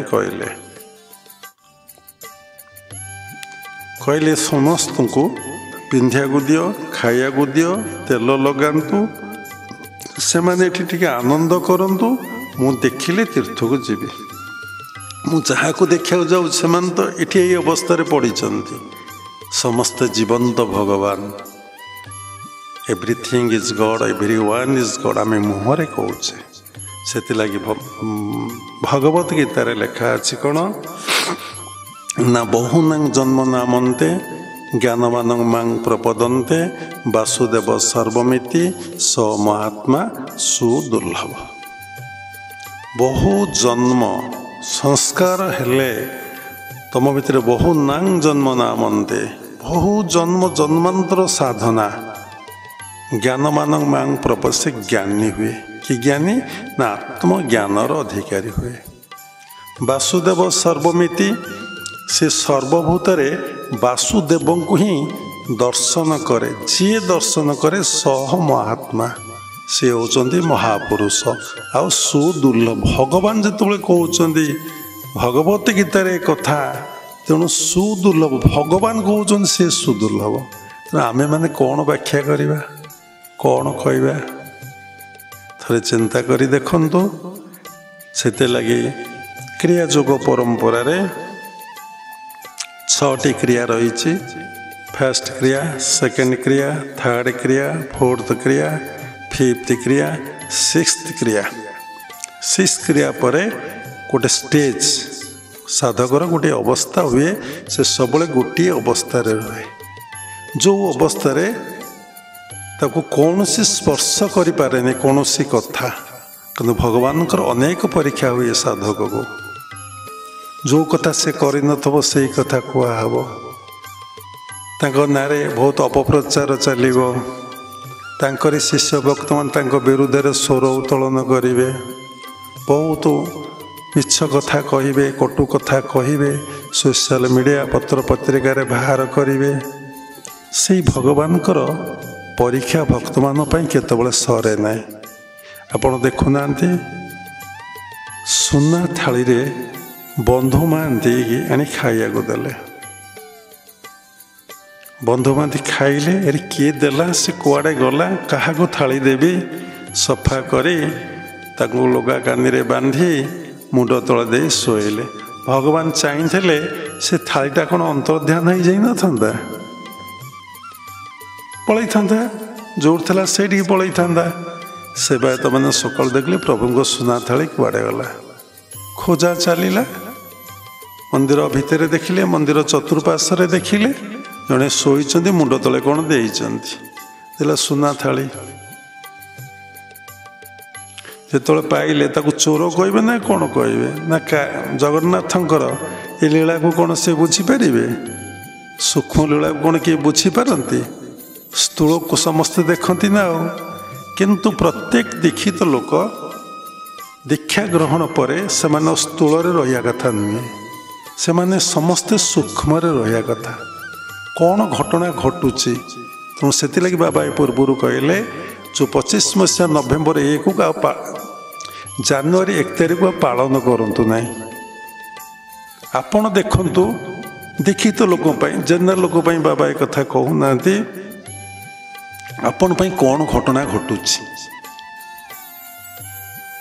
ଆପଣ ଆଉ କର୍ତ୍ତା ହୁଅନ୍ତୁ ନାହିଁ, ଆଉ ମନରେ ସଂକଳ୍ପ ବିକଳ୍ପ ଆଣନ୍ତୁ ନାହିଁ। ସଂକଳ୍ପ ବିକଳ୍ପର ঊର୍ଦ୍ଧ୍ୱକୁ ଯାଆନ୍ତୁ, କାରଣ ଜୀବନ ସରି ସରି ଆସୁଛି। କେତେବେଳେ କେଉଁ ମୁହୂର୍ତ୍ତରେ କେଉଁ ପ୍ରକାରରେ ଏ ଜୀବନ ଯିବ ତାର ହିସାବ ନିକାଶ ନାହିଁ। କେତେ ଯେ ପାପକର୍ମ, କେତେ ଯେ ପୁଣ୍ୟକର୍ମ ଆ ଭିତରେ ସଞ୍ଚିତ ଅଛି, ତାର କୌଣସି ହିସାବ ନିକାଶ କେହି ଜାଣିନାହାନ୍ତି।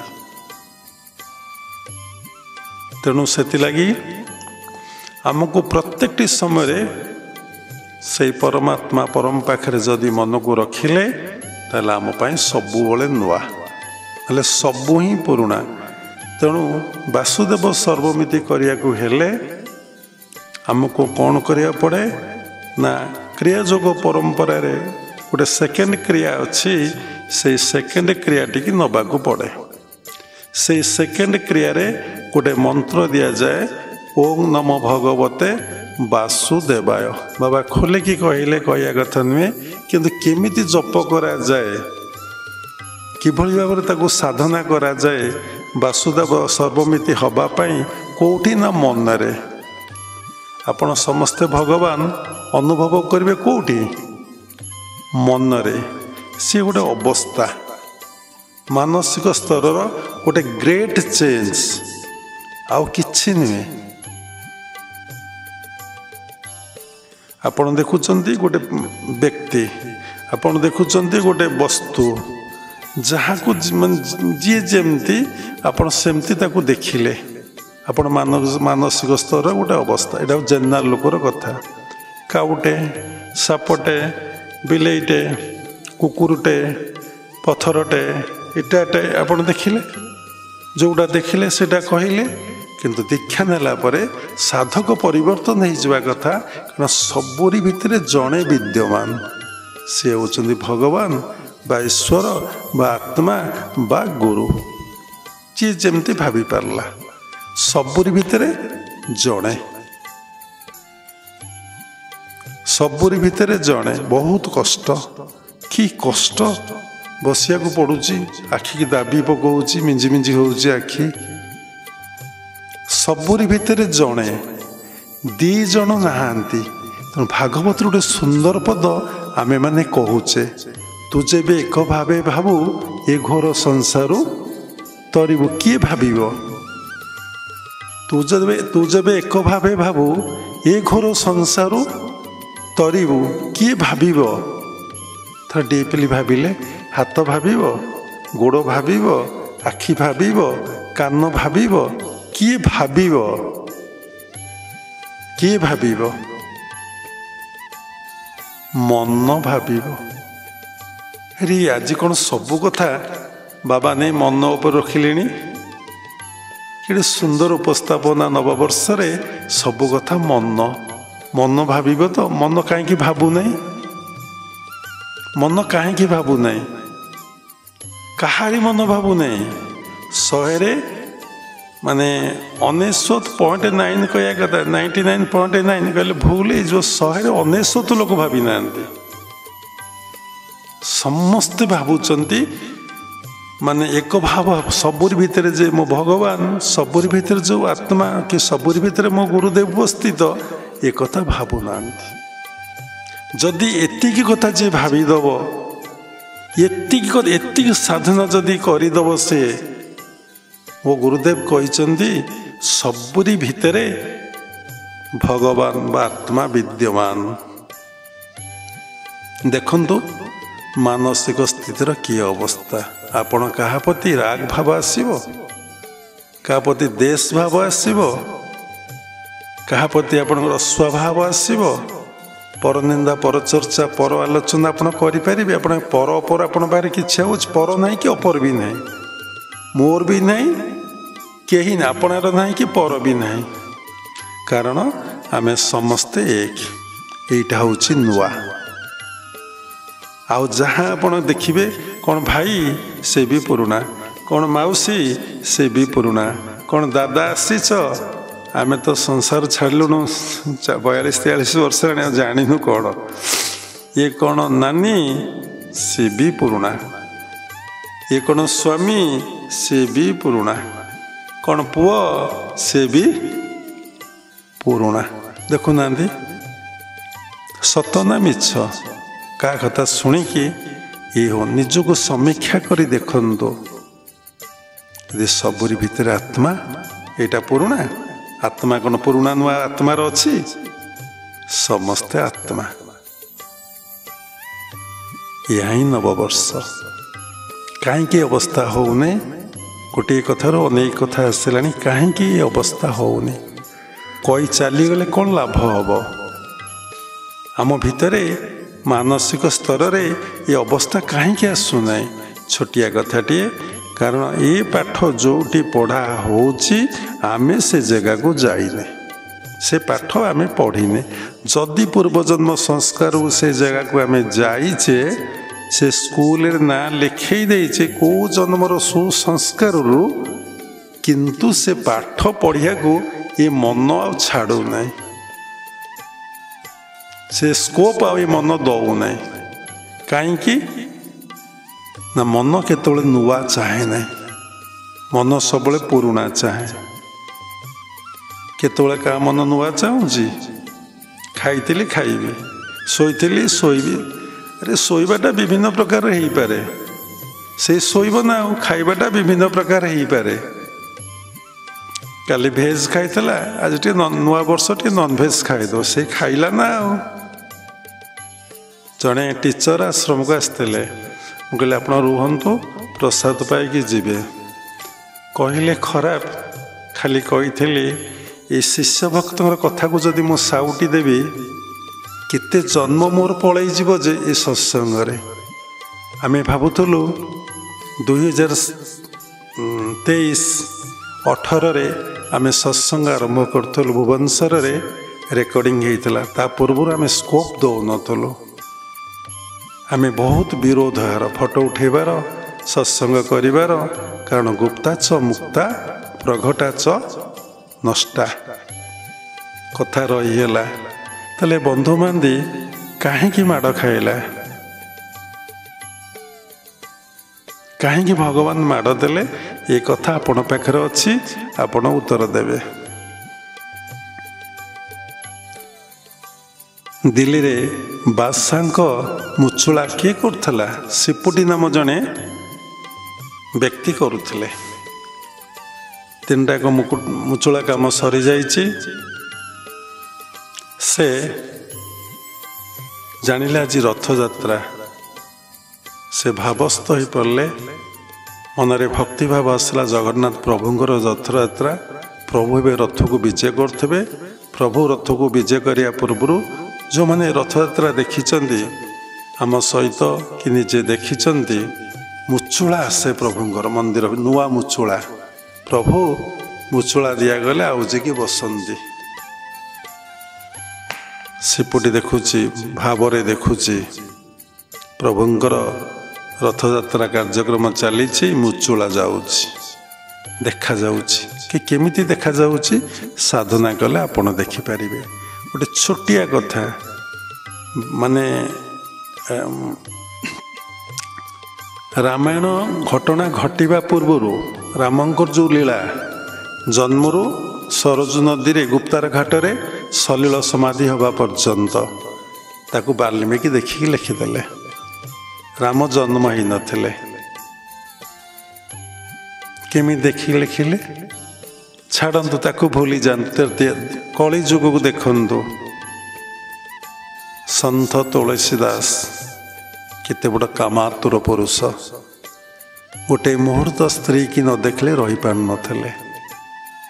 स्त्रींकर कटु भाषा तपस्या करी से त्रेतया जुगर प्रभु श्रीराम लीला को देखिपारे एवं सुंदर भाव वर्णना कले।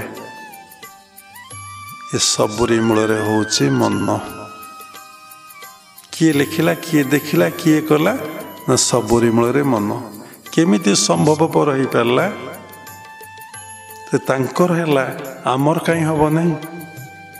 एबे पूर्वर कहूली गोटे कथार कथा कुआड़ चाहूँगी मन चाहूँगी कि से कॉलेज रे पसिकी पाठ पढ़िया पाई जदि गुरु पाखक आसी दीक्षा ग्रहण करिछि गुरु पाखु शिक्षा लाभ करिछि कि एवं प्रथम क्रिया को मु सारिकी मु द्वितीय क्रिया को अभ्यास करी किभली भाव में मोर वासुदेव सर्वमिति हब करुच्ची कि मु तो से जन्म ग्रहण करिछि वासुदेव सर्वमिति सर्वमिति हवापाई जे करे से स महात्मा सुदुर्लभ करुच्ची कि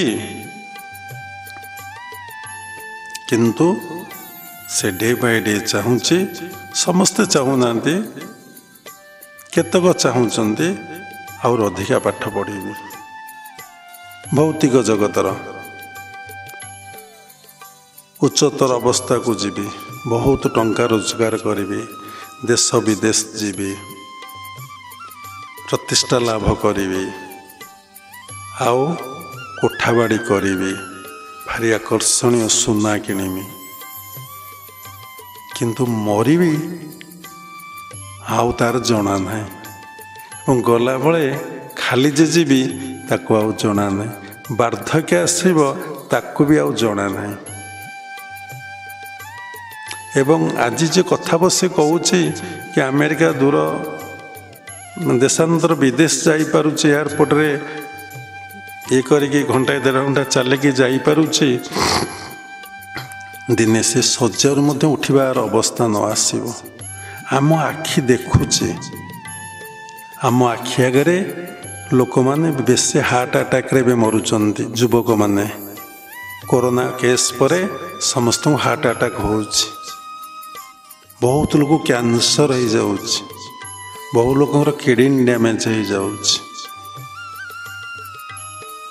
इत्ते घटना देखिला परे मध्य आमर इच्छा होने ये मन को सत्य पाखे रखापी नुआ पाखे मन को रखापी से पुराणा पाखे मन आमर रोचे जेते बुझंतु जेते शुणु जेते अध्ययन करंतु यथा पूर्व तथा परं पुणी आप फेरी आसबे आप चिंतन भी करूना मनन भी करूना कहीं ना भल भाव आपण श्रवण करूना श्रवण कले सीना आपण भितर स्टोर रहिले आपण चिंतन मनन करेंगे आपण श्रवण भी करूना शुणुना जहा हो आसी बसवा से केते जन्मर तपस्या शुणवाटा भी केते जन्मर तपस्या ताको भल भाव में बुझाटा भी केते जन्मर तपस्या पुणी ताको प्रैक्टिकल लाइफ रे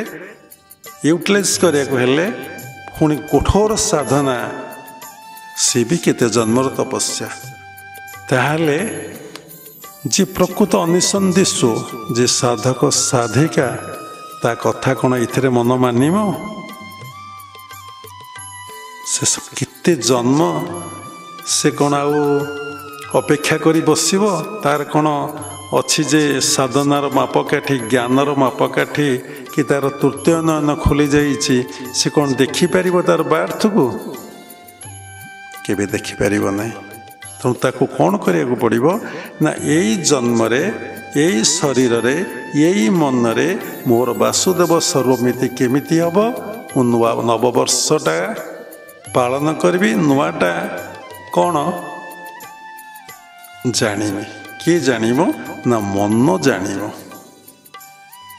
तेणु देखो तुलसीदास कथा कहूली से मैंने केमिति जानिले सबरी मूल प्रभु कृपा भगवत कृपा गुरु कृपा शास्त्र कृपा दरकार। सतरे जदि मन चाहे ये सब विषय जानिया प्रकृत जे हार्टली चाहे भागवत गोटे पद ए मन भावु थाए जा काले प्राप्त होएता। When there is will, there is way। पुणी अच्छी गोटे पद जार जेमंद भाव देखी नाव मु दिए सड़की।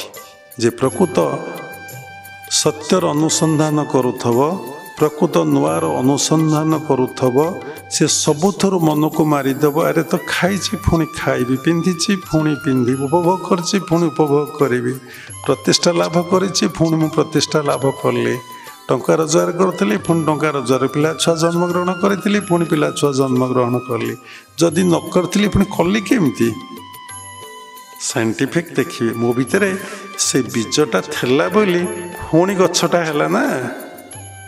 जो मंजी मो भितर थिला से मंजी मु नहीं आसी ना मो पाखे जो बिहन अच्छी से बिहन पुणी बुणा होगा गछ होगा।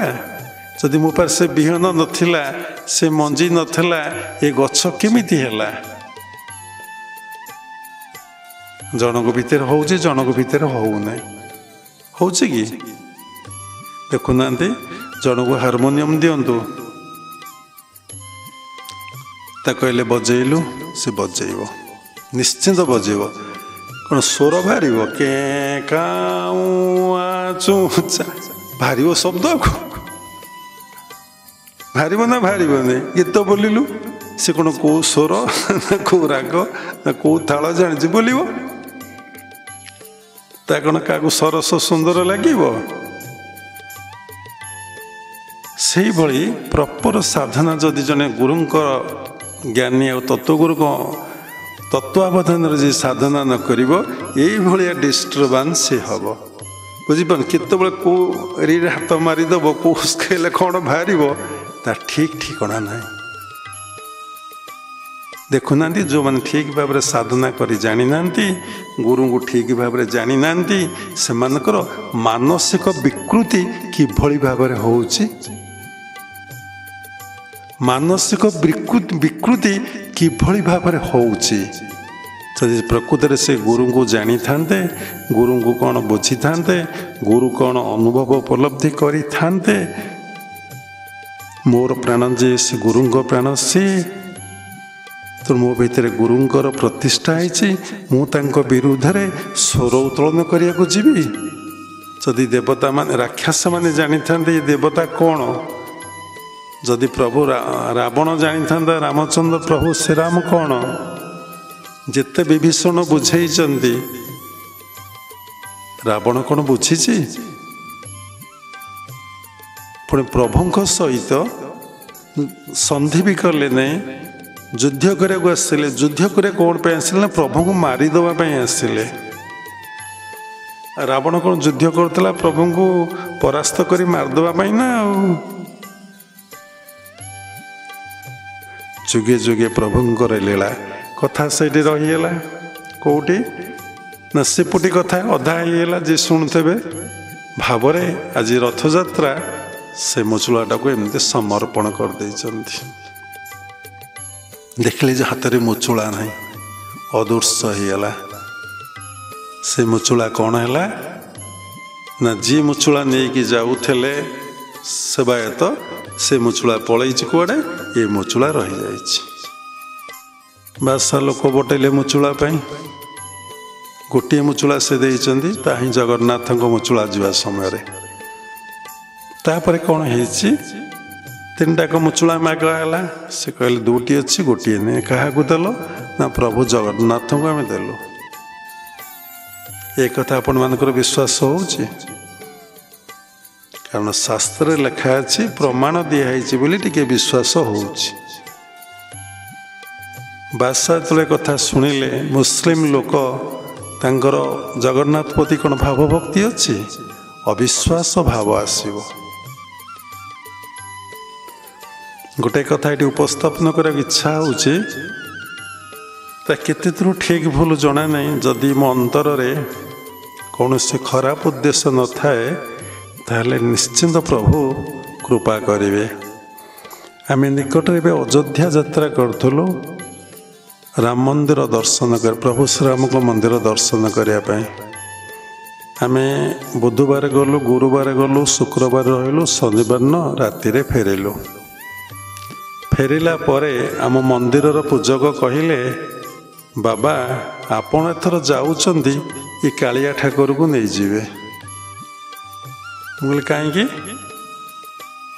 ନା ସେ ଗଲା ପରଠାରୁ ବଡ଼ ହଇରାଣ ମୋତେ କରୁଛି। ଏଇଟା ସବୁ ଗପ କାହାଣୀ ଲାଗିବ, ଭାବ ଜଗତର କଥା, ଭକ୍ତି ଜଗତର କଥା। କ'ଣ ହେଲା ନା ସେ ପିନ୍ଧିବାରେ ଅସୁବିଧା, ଖାଇବାରେ ଅସୁବିଧା, ଫୁଲ ଲଗାଇବାରେ ଅସୁବିଧା କରୁଛି, ମନ ଦୁଃଖରେ ବସୁଛି। ଏ କଥା କେମିତି? ଯେଉଁମାନେ ଭକ୍ତି ମାର୍ଗର ସାଧକ ବା ସାଧିକା ସେ ପ୍ରଭୁଙ୍କୁ ଦର୍ଶନ କଲେ ଦେଖିପାରନ୍ତି ପ୍ରଭୁ ପ୍ରସନ୍ନ କି ପ୍ରଭୁ କେମିତି ଲାଗୁଛନ୍ତି, ସେମାନେ ବୁଝିପାରନ୍ତି। ମାନେ କେମିତିଆ କଥା, ସେ ଭଗବାନ ହନ୍ତି କ'ଣ ନା ଛୁଆ ପିଲା, ଯେ ଭକ୍ତ ସେ ବାପା ହୁଏ, ମା ହୁଏ। ଏ କଥା ପ୍ରମାଣ ଅଛି। ଭକତ ମୋ ପିତାମାତା, ଭକ୍ତ ପିତାମାତା ହେଲେ ତାହେଲେ ଭକ୍ତର ଛୁଆ ହେଲେ ଭଗବାନ ପ୍ରମାଣ ପାଇଲେ। ଭକତ ମୋ ପିତାମାତା, ଭକତ ମୋ ବନ୍ଧୁ। ସେଇ କଥା ଆପଣ ଜାଣିଛନ୍ତି, କିନ୍ତୁ ସେ ଅନୁଭବଟା ନାହିଁ।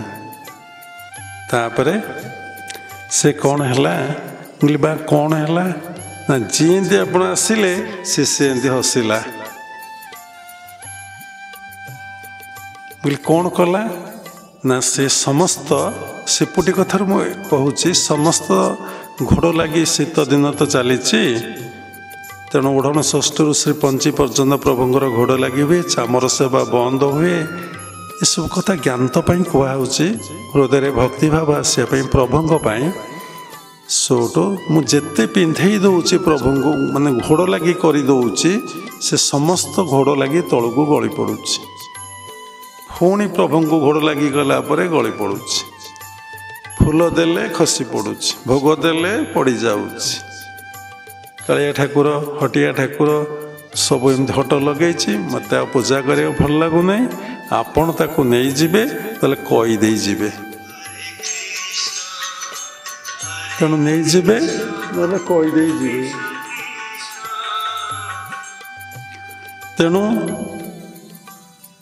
ଆମେ କ'ଣ କଲୁ, ଭାବିଲୁ ପ୍ରଭୁ ଦେଖନ୍ତୁ, ପିଲାଦିନରୁ ଜଗନ୍ନାଥ ପୂଜା କରି, ଜଗନ୍ନାଥଙ୍କ ମନ୍ଦିର କରି, ଜଗନ୍ନାଥଙ୍କୁ ପ୍ରତିଷ୍ଠା କରି, ଜଗନ୍ନାଥଙ୍କୁ ଚିନ୍ତା କରି କରି ଏଇ କଥା ଶୁଣିଲା ପରେ ଏ କାନ ମନ ସବୁ ତ ସବୁରି ମୂଳରେ ମନ, ନବବର୍ଷରେ ବା ମନ କଥା କହୁଛନ୍ତି। ଏ ମନ ବିଶ୍ୱାସ କଲାନି, ସନ୍ଦେହ କଲା। ଯେଉଁମାନେ ଥିଲେ ମନ୍ଦିରରେ ସେମାନଙ୍କୁ ପଚରାଗଲା, ସେମାନେ କହିଲେ ବାବା ସତ୍ୟ, ପ୍ରଭୁ 4 ଦିନ ହଇରାଣ କଲେ, ଆପଣ ଯେମିତି ଆସିଗଲେ ପ୍ରଭୁ ଠିକ୍ ଠାକ୍ ହେଇଯାଇଛନ୍ତି। ତେଣୁ ଯେତେବେଳେ ସେପଟି ଦେଇଛି, ସିଏ ଜାଣିଛି ସେ ଜଗତର କଥା। ରାଜା କ'ଣ ଜାଣିପାରିବେ? ତାଙ୍କୁ ଆରେଷ୍ଟ କରିଦିଆଗଲା। ରାଜା ତ ଯେମିତି ନ ବୁଝା, ଜେଲ ଭିତରେ ବନ୍ଦୀ ଘରେ, ଜେଲରୁ ବନ୍ଦୀ ଘରେ ପୁରେଇ ଦିଆଗଲା। ସଫିସିଏଣ୍ଟ ମାଡ଼ ଦିଆଗଲା। ରାଜାଙ୍କର ମାଡ଼ ଯେମିତି ମାନେ ଦେବେ,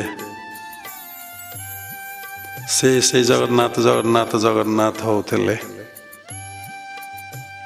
ରାତିରେ ରାଜାଙ୍କୁ ସ୍ୱପ୍ନ ଦେଶଲା, ପୁଣି ଖାଇବାକୁ ଦିଆଗଲା ନାହିଁ। ତୁମର ଭକ୍ତକୁ କେତେ ମାଡ଼ ଦେଲୁ, ତାର ମୁଛୁଳା ହିଁ ମୁଁ ଗ୍ରହଣ କରିଛି। ସମସ୍ତ ମାଡ଼ ମୋ ପିଠିରେ ବସିଛି।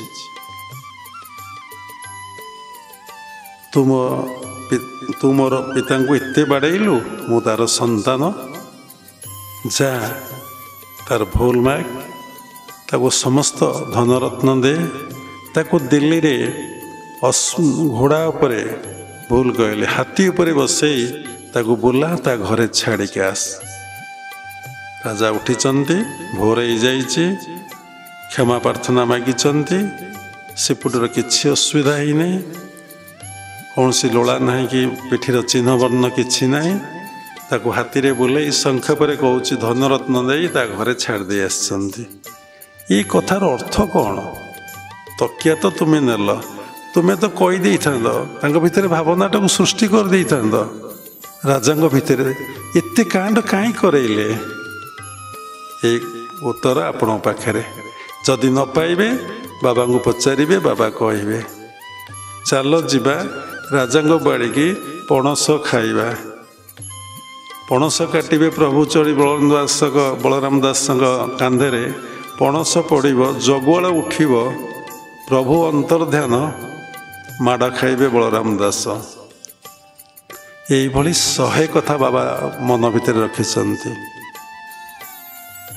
भक्त चरितामृत पाठ करिकी आपण मानकर कथा शुणिले ये मन विश्वास जीव सबरी मूल मन तामसिक मन आदौ ग्रहण करनी राजसिक मन ये कथा मूल गोटे चालाखी साधुर सन्थर महापुरुषर अच्छी आमको निश्चिंत भाव कौन गोटे करने शोषण करने कहूँ सात्विक लोक मनरे हाँ निश्चिंत प्रभुंक लीला अनंत प्रभु अनंत निश्चिंत भाव प्रभुंकर ये गोटे लीला होइथबो किंतु से स्तर को जीवाकू कौन हम ना मन जापरनी तांकर कृपा नहले आम शुणिला पर भी एपर्यंत से निर्दिष्ट गोटे सिद्धांत पहुँची पार केते कष्ट आमको होइछि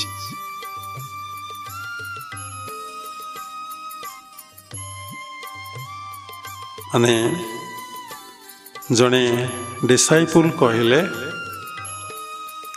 साधु है मंदिर करी काठगंडी पूजा करुचे गोटे पिकनिक स्पॉट करिछि बहुत लोक आसुचंती ये पिकनिक करने ठाकुर दर्शन कर आसीचंती ये कौन प्रकृतर पीठ एवं पीठ हूँ पुरी श्रीक्षेत्र आउ कौटी पीठ ना ठीक कहते संस्कार नहीं तांकर उपलब्धि अनुभव नहीं से कहते किसी भूल ना आम मन भितर ये कथा रहीगला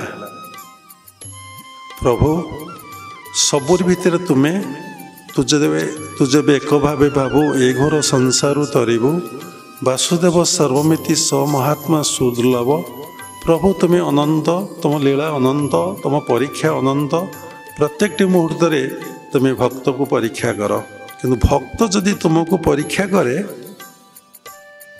ताहले तार अज्ञानता जाइने केबे प्रकृत भक्त भगवान को परीक्षा करती नहीं भगवान कौन परीक्षा दियंती का पाखे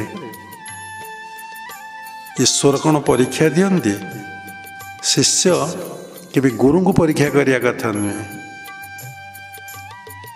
जदि शिष्य गुरु को परीक्षा कला से शिष्यर पतन से दिन ठार होगला जदि गुरु को भाविकी ग्रहण करिछु ये व्यतिक्रम हम ग्रहण पूर्व परीक्षा करू शास्त्र अच्छी जदि ग्रहण पर तोर परीक्षा तोर पतन नारद टिके भाविदेले प्रभुंक निर्देश गंगा कूल जहाँ को देखू ताकू भोर भोरू ताकू गुरु रूप में वर्ण करूँ देखला जड़े कैवर्त जाल धरी माछ पाचिया ना कौन ताकू धरिकी चली अरे ये कैवर्त मन रे खाली भाविदेला आपको कौन मु गुरु करी जाई प्रभु पाखे पहुँचले प्रभु कहले कौन आज गुरु ग्रहण कल ना प्रभु कैवर्त जाल धरी माछ धरिया को जाऊँगी मुझे गुरु रूपे वर्ण करी एथि तुमको 84 नरक भोग करिया को पड़िबो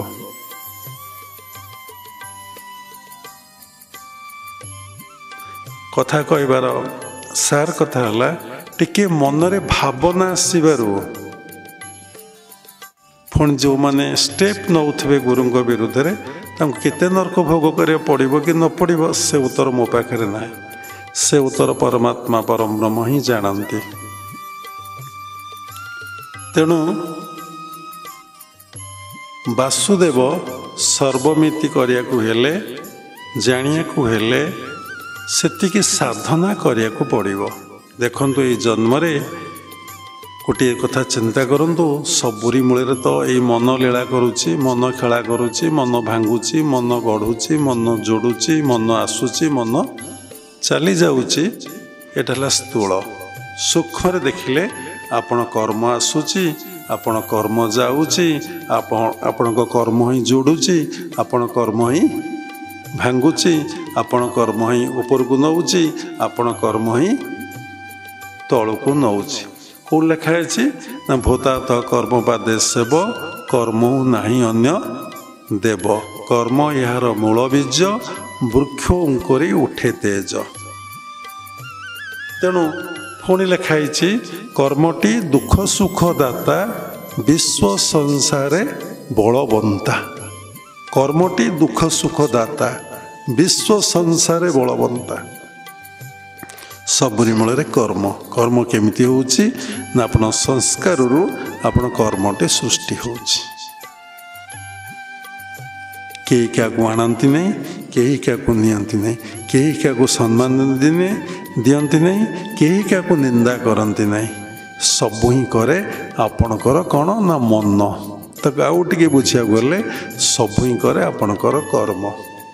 ମନ ଦ୍ୱାରା କର୍ମଟା ସମ୍ପାଦନ ହୁଏ ନା, କର୍ମରୁ ମନର ସୃଷ୍ଟି ନା। ତେଣୁ ଏ ନୂଆ ବର୍ଷରେ ଆମେ ସବୁବେଳେ ପୁରୁଣା, କିନ୍ତୁ ମନ ଭାବେ ଆଜି ନୂଆ ବର୍ଷ। କାଲିର ସୂର୍ଯ୍ୟୋଦୟ ଆଜିର ସୂର୍ଯ୍ୟୋଦୟ, କାଲିର ସୂର୍ଯ୍ୟାସ୍ତ ଆଜିର ସୂର୍ଯ୍ୟାସ୍ତ ସବୁ ସମାନ।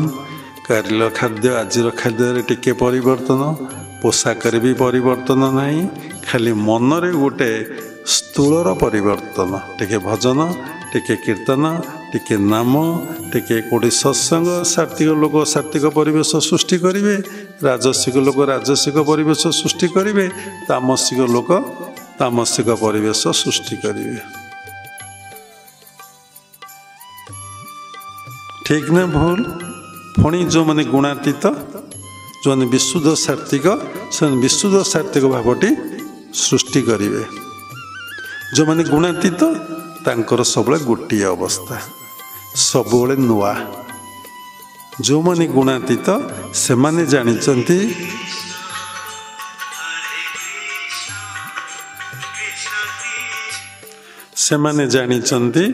ନୂଆ କ'ଣ ପୁରୁଣା କ'ଣ।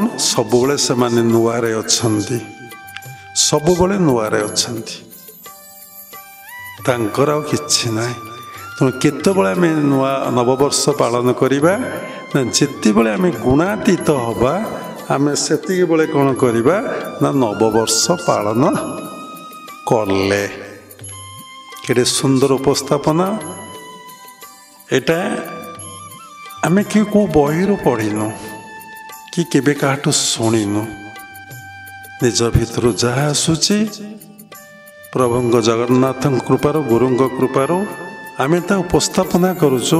ତା ଠିକ୍ ଭୁଲ ସେ କଥା ଯେଉଁମାନେ ଶୁଣିକି ବିଚାର କରିବେ କହିବେ। ଆମେ ଗୋଟେ ଏପିସୋଡ଼ କହିଥିଲୁ ଉଷୁନା କ'ଣ ଅରୁଆ କ'ଣ। ଆମେ କେଉଁଠୁ ଶୁଣି ନଥିଲୁ, ପରମ ପିତା ପରମ ବ୍ରହ୍ମ ଜାଣନ୍ତି। ଆମେ ଏମିତି କଥା ପ୍ରସଙ୍ଗରେ କେଉଁ କହିଦେଲୁ, ଚିନ୍ତନ କରୁ କରୁ ତାହିଁ ତାଙ୍କର କୃପା। ଆଜି ଯିଏ ଯାହା ହେଇଛି ଆମ ଚିନ୍ତାଧାରାରେ, ଯିଏ ଚୋରଟି ହେଇଛି ପ୍ରଭୁଙ୍କ କୃପା, ଯିଏ ସାଧୁଟି ହେଇଛି ପ୍ରଭୁଙ୍କ କୃପା, ଯିଏ ମୂର୍ଖଟି ହେଇଛି ପ୍ରଭୁଙ୍କ କୃପା, ଯିଏ ଭଲ ପାଉଛି ପ୍ରଭୁଙ୍କ କୃପା, ଯିଏ ନିନ୍ଦା କ୍ରିଟିସାଇଜ୍ କମେଣ୍ଟ କରୁଛି ପ୍ରଭୁଙ୍କ କୃପା, ଯିଏ ବୁଦ୍ଧିଆ ହେଇଛି ପ୍ରଭୁଙ୍କ କୃପା, ଯିଏ ନିର୍ବୁଦ୍ଧିଆ ହେଇଛି ପ୍ରଭୁଙ୍କ କୃପା। କେମିତି ନା ଯଦି ପ୍ରଭୁ ସବୁ ସୃଷ୍ଟି ନ କରିପାରିବେ ଲୀଳା କେମିତି କରିବେ? କେମିତି ସେ ଲୀଳା କରିବେ? କରିପାରିବେ କି? ତେଣୁ ଭୁଲ କେଉଁଠି ହେଲା? ଯାହା ହେଇଛି ପ୍ରଭୁଙ୍କ କୃପା। ଆମେ ଶାରଦା ବା ଆସିଥିଲେ ରବିବାର ସତ୍ସଙ୍ଗ ହେଉଥିଲା, ସେଇଟା ଦେଖିଲେ ଆମେ କହିଛୁ 2024 ଅପ୍ରିଲ ମାସରେ ସେ ଉଷୁନା ଅରୁଆ କଥା ତାକୁ 9 ଲକ୍ଷ ଲୋକ ଦେଖିଛନ୍ତି। ଇତି କମେଣ୍ଟ, ଆଶ୍ଚର୍ଯ୍ୟ ଧରଣ କମେଣ୍ଟ ସବୁ ଲେଖା ହେଇଛି। ଆମକୁ କେତେ ଜ୍ଞାନୀ ଲୋକେ ବିଜ୍ଞ ବ୍ୟକ୍ତି ଓଡ଼ିଶା ବର୍ଷରୁ ଫୋନ କଲେ, ବାବା ଆପଣ କଥା କୋଉଠୁ ଜାଣିଲେ? ଆମେ କହିଲୁ ଆମେ କଥା କୋଉଠୁ ଶିଖିନୁ, ଜାଣିନୁ। ନା ଏ କଥା ସମସ୍ତଙ୍କ ପାଖରେ କେମିତି ପହଞ୍ଚିବ? ମୁଁ କହିଲି ସେ କଥା ସତ୍ୟର ପ୍ରଚାର ସତ୍ୟ କରେ, ସତ୍ୟ କହିବ, ପ୍ରଚାର କରିବ କି ନ କରିବ। ତମ ଭିତରେ ଯେତେବେଳେ ଭଗବାନଙ୍କର କଥା ବ୍ୟତୀତ ତମ କଥା ପ୍ରବେଶ କରିଗଲା, ତୁମେ ରାକ୍ଷସ ହେଇଗଲ। ଯେତେବେଳେ ତାଙ୍କ ପାଖରୁ ମନ ଖସିଲା, ତମେ ଦେଖିଲ ଦୁନିଆରେ ସବୁ ପୁରୁଣା। ଯେତେବେଳେ ତାଙ୍କ ପାଖରେ ତମ ମନ ରହିଗଲା, ସେଇଟା ହେଲା ନୂଆ। କାରଣ ଭଗବାନ ସବୁବେଳେ ନ୍ୟୁ, ସେ ପୁରୁଣା ନୁହନ୍ତି। ବୁଝିପାରିଲେ? ଯଦି ସବୁବେଳେ ତାଙ୍କ ପାଖରେ ଆପଣ ମନଟି ଅଛି, ତାହେଲେ ଆପଣ ପାଇଁ ନବବର୍ଷ। ଯଦି ତାଙ୍କ ପାଖରେ ମନଟିଏ ନାହିଁ, ସେଇଠୁ ମନଟି ଖସି ଆସିଲା, ଆପଣ ପାଇଁ ସବୁବେଳେ ପୁରୁଣା। ନୂଆ ସବୁ ତ ପୁରୁଣା, ତାଙ୍କୁ ଛାଡ଼ିଦେଲା ପରେ ସବୁ ପୁରୁଣା। ଏ କଥାଟା ବାବା କୌଣସି ଶାସ୍ତ୍ରରେ ପଢ଼ି ନାହାନ୍ତି କି ଗୁରୁଙ୍କ ଠାରୁ ଶୁଣି ନାହାନ୍ତି। ଭିତରେ ଯେଉଁ ଗୁରୁଦେବ ଅଛନ୍ତି, ଯେ ଗୁରୁ ସେଇ ଭଗବାନ, ଯେ ଭଗବାନ ସେ ଗୁରୁ, ଗଡ୍ ଇଜ୍ ଗୁରୁ, ଗୁରୁ ଇଜ୍ ଗଡ୍। ତେଣୁ ସେ ଭିତରେ ରହି କହୁଛନ୍ତି ଏଇଟା କୁହ। ଯଦି ଭୁଲ ଥାଏ, ଯଦି ସତରେ ଆମେ ସମର୍ପିତ ହେଇଥିବୁ, ତାହେଲେ ସେ କଥା ସେ ଜାଣନ୍ତି। ଯଦି ଠିକ୍ ଥାଏ, ସେ କଥା ସେ ଜାଣନ୍ତି। ଯଦି ମୁଁ ଭାବିବି ଏଇଟା ଭୁଲ କହିଲି କି ଠିକ୍ କହିଲି, ତା ଭିତରେ ମୋ ଭିତରେ କର୍ତ୍ତା ଭାବଟି ପୁଣି ଆସିଗଲା, ତ ମୁଁ ପୁଣି ପୁରୁଣା ହେଇଗଲି। ଜଷ୍ଟ ଆପଣମାନଙ୍କୁ ବୁଝିବା ପାଇଁ କି ଜାଣିବା ପାଇଁ ଏ କଥା ବାବା ଉପସ୍ଥାପନା କରୁଛନ୍ତି। ତେଣୁ ସାଧନା କରି କରି କରି କରି କରି କରି ଚାଲନ୍ତୁ। ଅନେକ କଥା ସବୁ ରହିଗଲା, ଅପୂର୍ଣ୍ଣ କହିହେଲାନି। କାରଣ ମନରେ ଗୋଟିଏ ଅବସ୍ଥା ଆସୁ, ଗୋଟିଏ ସ୍ଥିତିରେ ରହନ୍ତୁ, ଗୋଟିଏ ବୋଧରେ ସମସ୍ତ କର୍ମ କରନ୍ତୁ, ସବୁ କର୍ମକୁ ତାଙ୍କରି କର୍ମ ବୋଲି ଭାବନ୍ତୁ, ସମସ୍ତେ ସେ ବୋଲି ଭାବନ୍ତୁ।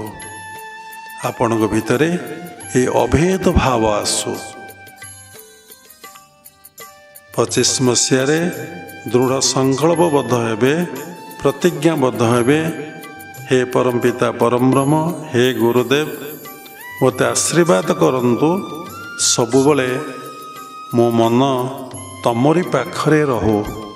ଆଗ ମୋ ମନ ଶୁଦ୍ଧ ପବିତ୍ର ନିର୍ମଳ ହଉ, ତାପରେ ତୁମ ପାଖରେ ମନ ରହୁ। ଦେଖନ୍ତୁ, ଆପଣ ଯେତେ ଆବଶ୍ୟକତା ଅନୁଭବ କରିବେ, ଆପଣ ସେତେ ଅଶାନ୍ତିକୁ ନିମନ୍ତ୍ରଣ କରିବେ, ସେତେ ଦୁଃଖକୁ ନିମନ୍ତ୍ରଣ କରିବେ। ଯଦି କୌଣସି ଆବଶ୍ୟକତାକୁ ଆପଣ ଅନୁଭବ କରିବେ ନାହିଁ, କାହାଠୁ କିଛି ଚାହିଁବେ ନାହିଁ, ଆପଣ ଆନନ୍ଦରେ ଦିନ କାଟିବେ। ସବୁରି ମୂଳରେ ମନ। ସତ ଚାହିଁଲେ ବି ଆପଣଙ୍କୁ କଷ୍ଟ ଲାଗିବ। ଜଣେ ଭଲ ଡିସାଇପୁଲ ହୁଅନ୍ତୁ, ଭଲ ସାଧନା କରନ୍ତୁ, ସାତ୍ତ୍ୱିକ ଜୀବନଯାପନ କରନ୍ତୁ। ଯଦି ଏ କଥା ବି ମନରେ ଆସିଲା, ତାହା ଯଦି ପୂର୍ଣ୍ଣ ନହେଲା, ତମକୁ ଦୁଃଖ ଯନ୍ତ୍ରଣା କଷ୍ଟ ହିଁ ଦେବ। କିଛି ଚାହିଁବାର ନାହିଁ, କେବଳ ତାଙ୍କ ପାଖରେ ସେ କ'ଣ ନ ଜାଣିଛନ୍ତି, କ'ଣ ତମର କ'ଣ ଦରକାର, ସେ କ'ଣ ନ ଜାଣିଛନ୍ତି। ତାଙ୍କ ଉପରେ ଯଦି ବିଶ୍ୱାସ ଅଛି, ନିର୍ଭର ଅଛି, ସମର୍ପଣ ଅଛି, ଖାଲି ତାଙ୍କ ଭଲ ପାଇବାର ଅଛି, ତାହେଲେ ସାଧାରଣ ଲୋକ ପାଇଁ କଥାଟି କହୁଛି, ସାଧକ ପାଇଁ ନୁହେଁ। ସିଏ ତମର ଯାହା ଦରକାର, ସିଏ ତୁମର ଯାହା ଦରକାର, ସେ ତୁମକୁ ନିଶ୍ଚିନ୍ତ ଦେବେ। ସେ ଦବାରେ ତମର ଗ୍ରହଣ କରିବାର ନାହିଁ।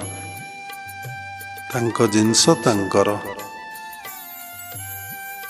ତୁମେ ଅଂଶଗ୍ରହଣ କରିବାର ନାହିଁ। କଥା ବୁଝିବା ଭାରି କଷ୍ଟ।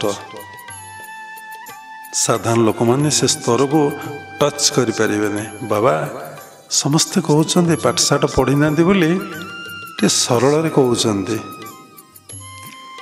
ଗୀତା ଆବୃତ୍ତି କରିପାରୁନାହାନ୍ତି, ବିଭିନ୍ନ ଶ୍ଲୋକ ଆବୃତ୍ତି କରିପାରୁନାହାନ୍ତି, ଭାଷା ଶୁଦ୍ଧି ହେଉନାହିଁ, ଉଚ୍ଚାରଣ ଭୁଲ ହେଉଛି। ଜଣେ ଏମ୍ଟେକ୍ କରିଥିବା ଇଞ୍ଜିନିୟର ମୋତେ କହିଲେ, ଅନେକ ଲୋକ ବି କହୁଛନ୍ତି। ଆମେ କହିଲୁ ଆମେ ଆପଣ ସରଳ ଭାଷାରେ କେତେ ଗୁଡ଼ିଏ ପ୍ରଶ୍ନ ପଚାରିବୁ। ସଂକଳ୍ପ କାହାକୁ କହନ୍ତି? ଏଇଟା ତ ବାବା ବାରମ୍ବାର କହୁଛନ୍ତି। ବିକଳ୍ପ କାହାକୁ କହନ୍ତି? ମନ କାହାକୁ କହନ୍ତି?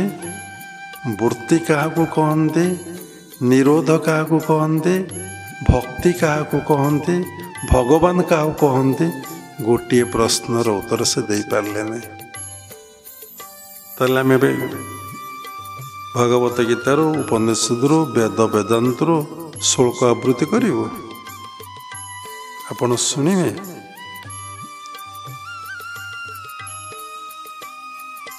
କାହିଁକି ଗୁରୁଦେବଙ୍କୁ କୁହାହେଲା ତୁମେବ ମାତାଶ୍ଚ ପିତା ତୁମେବ ବନ୍ଧୁଶ୍ଚ ସଖା ତୁମେବ ବିଦ୍ୟା ଦ୍ରବିଣଂ ତୁମେବ ସର୍ବଂ ମମ ଦେବଦେବ।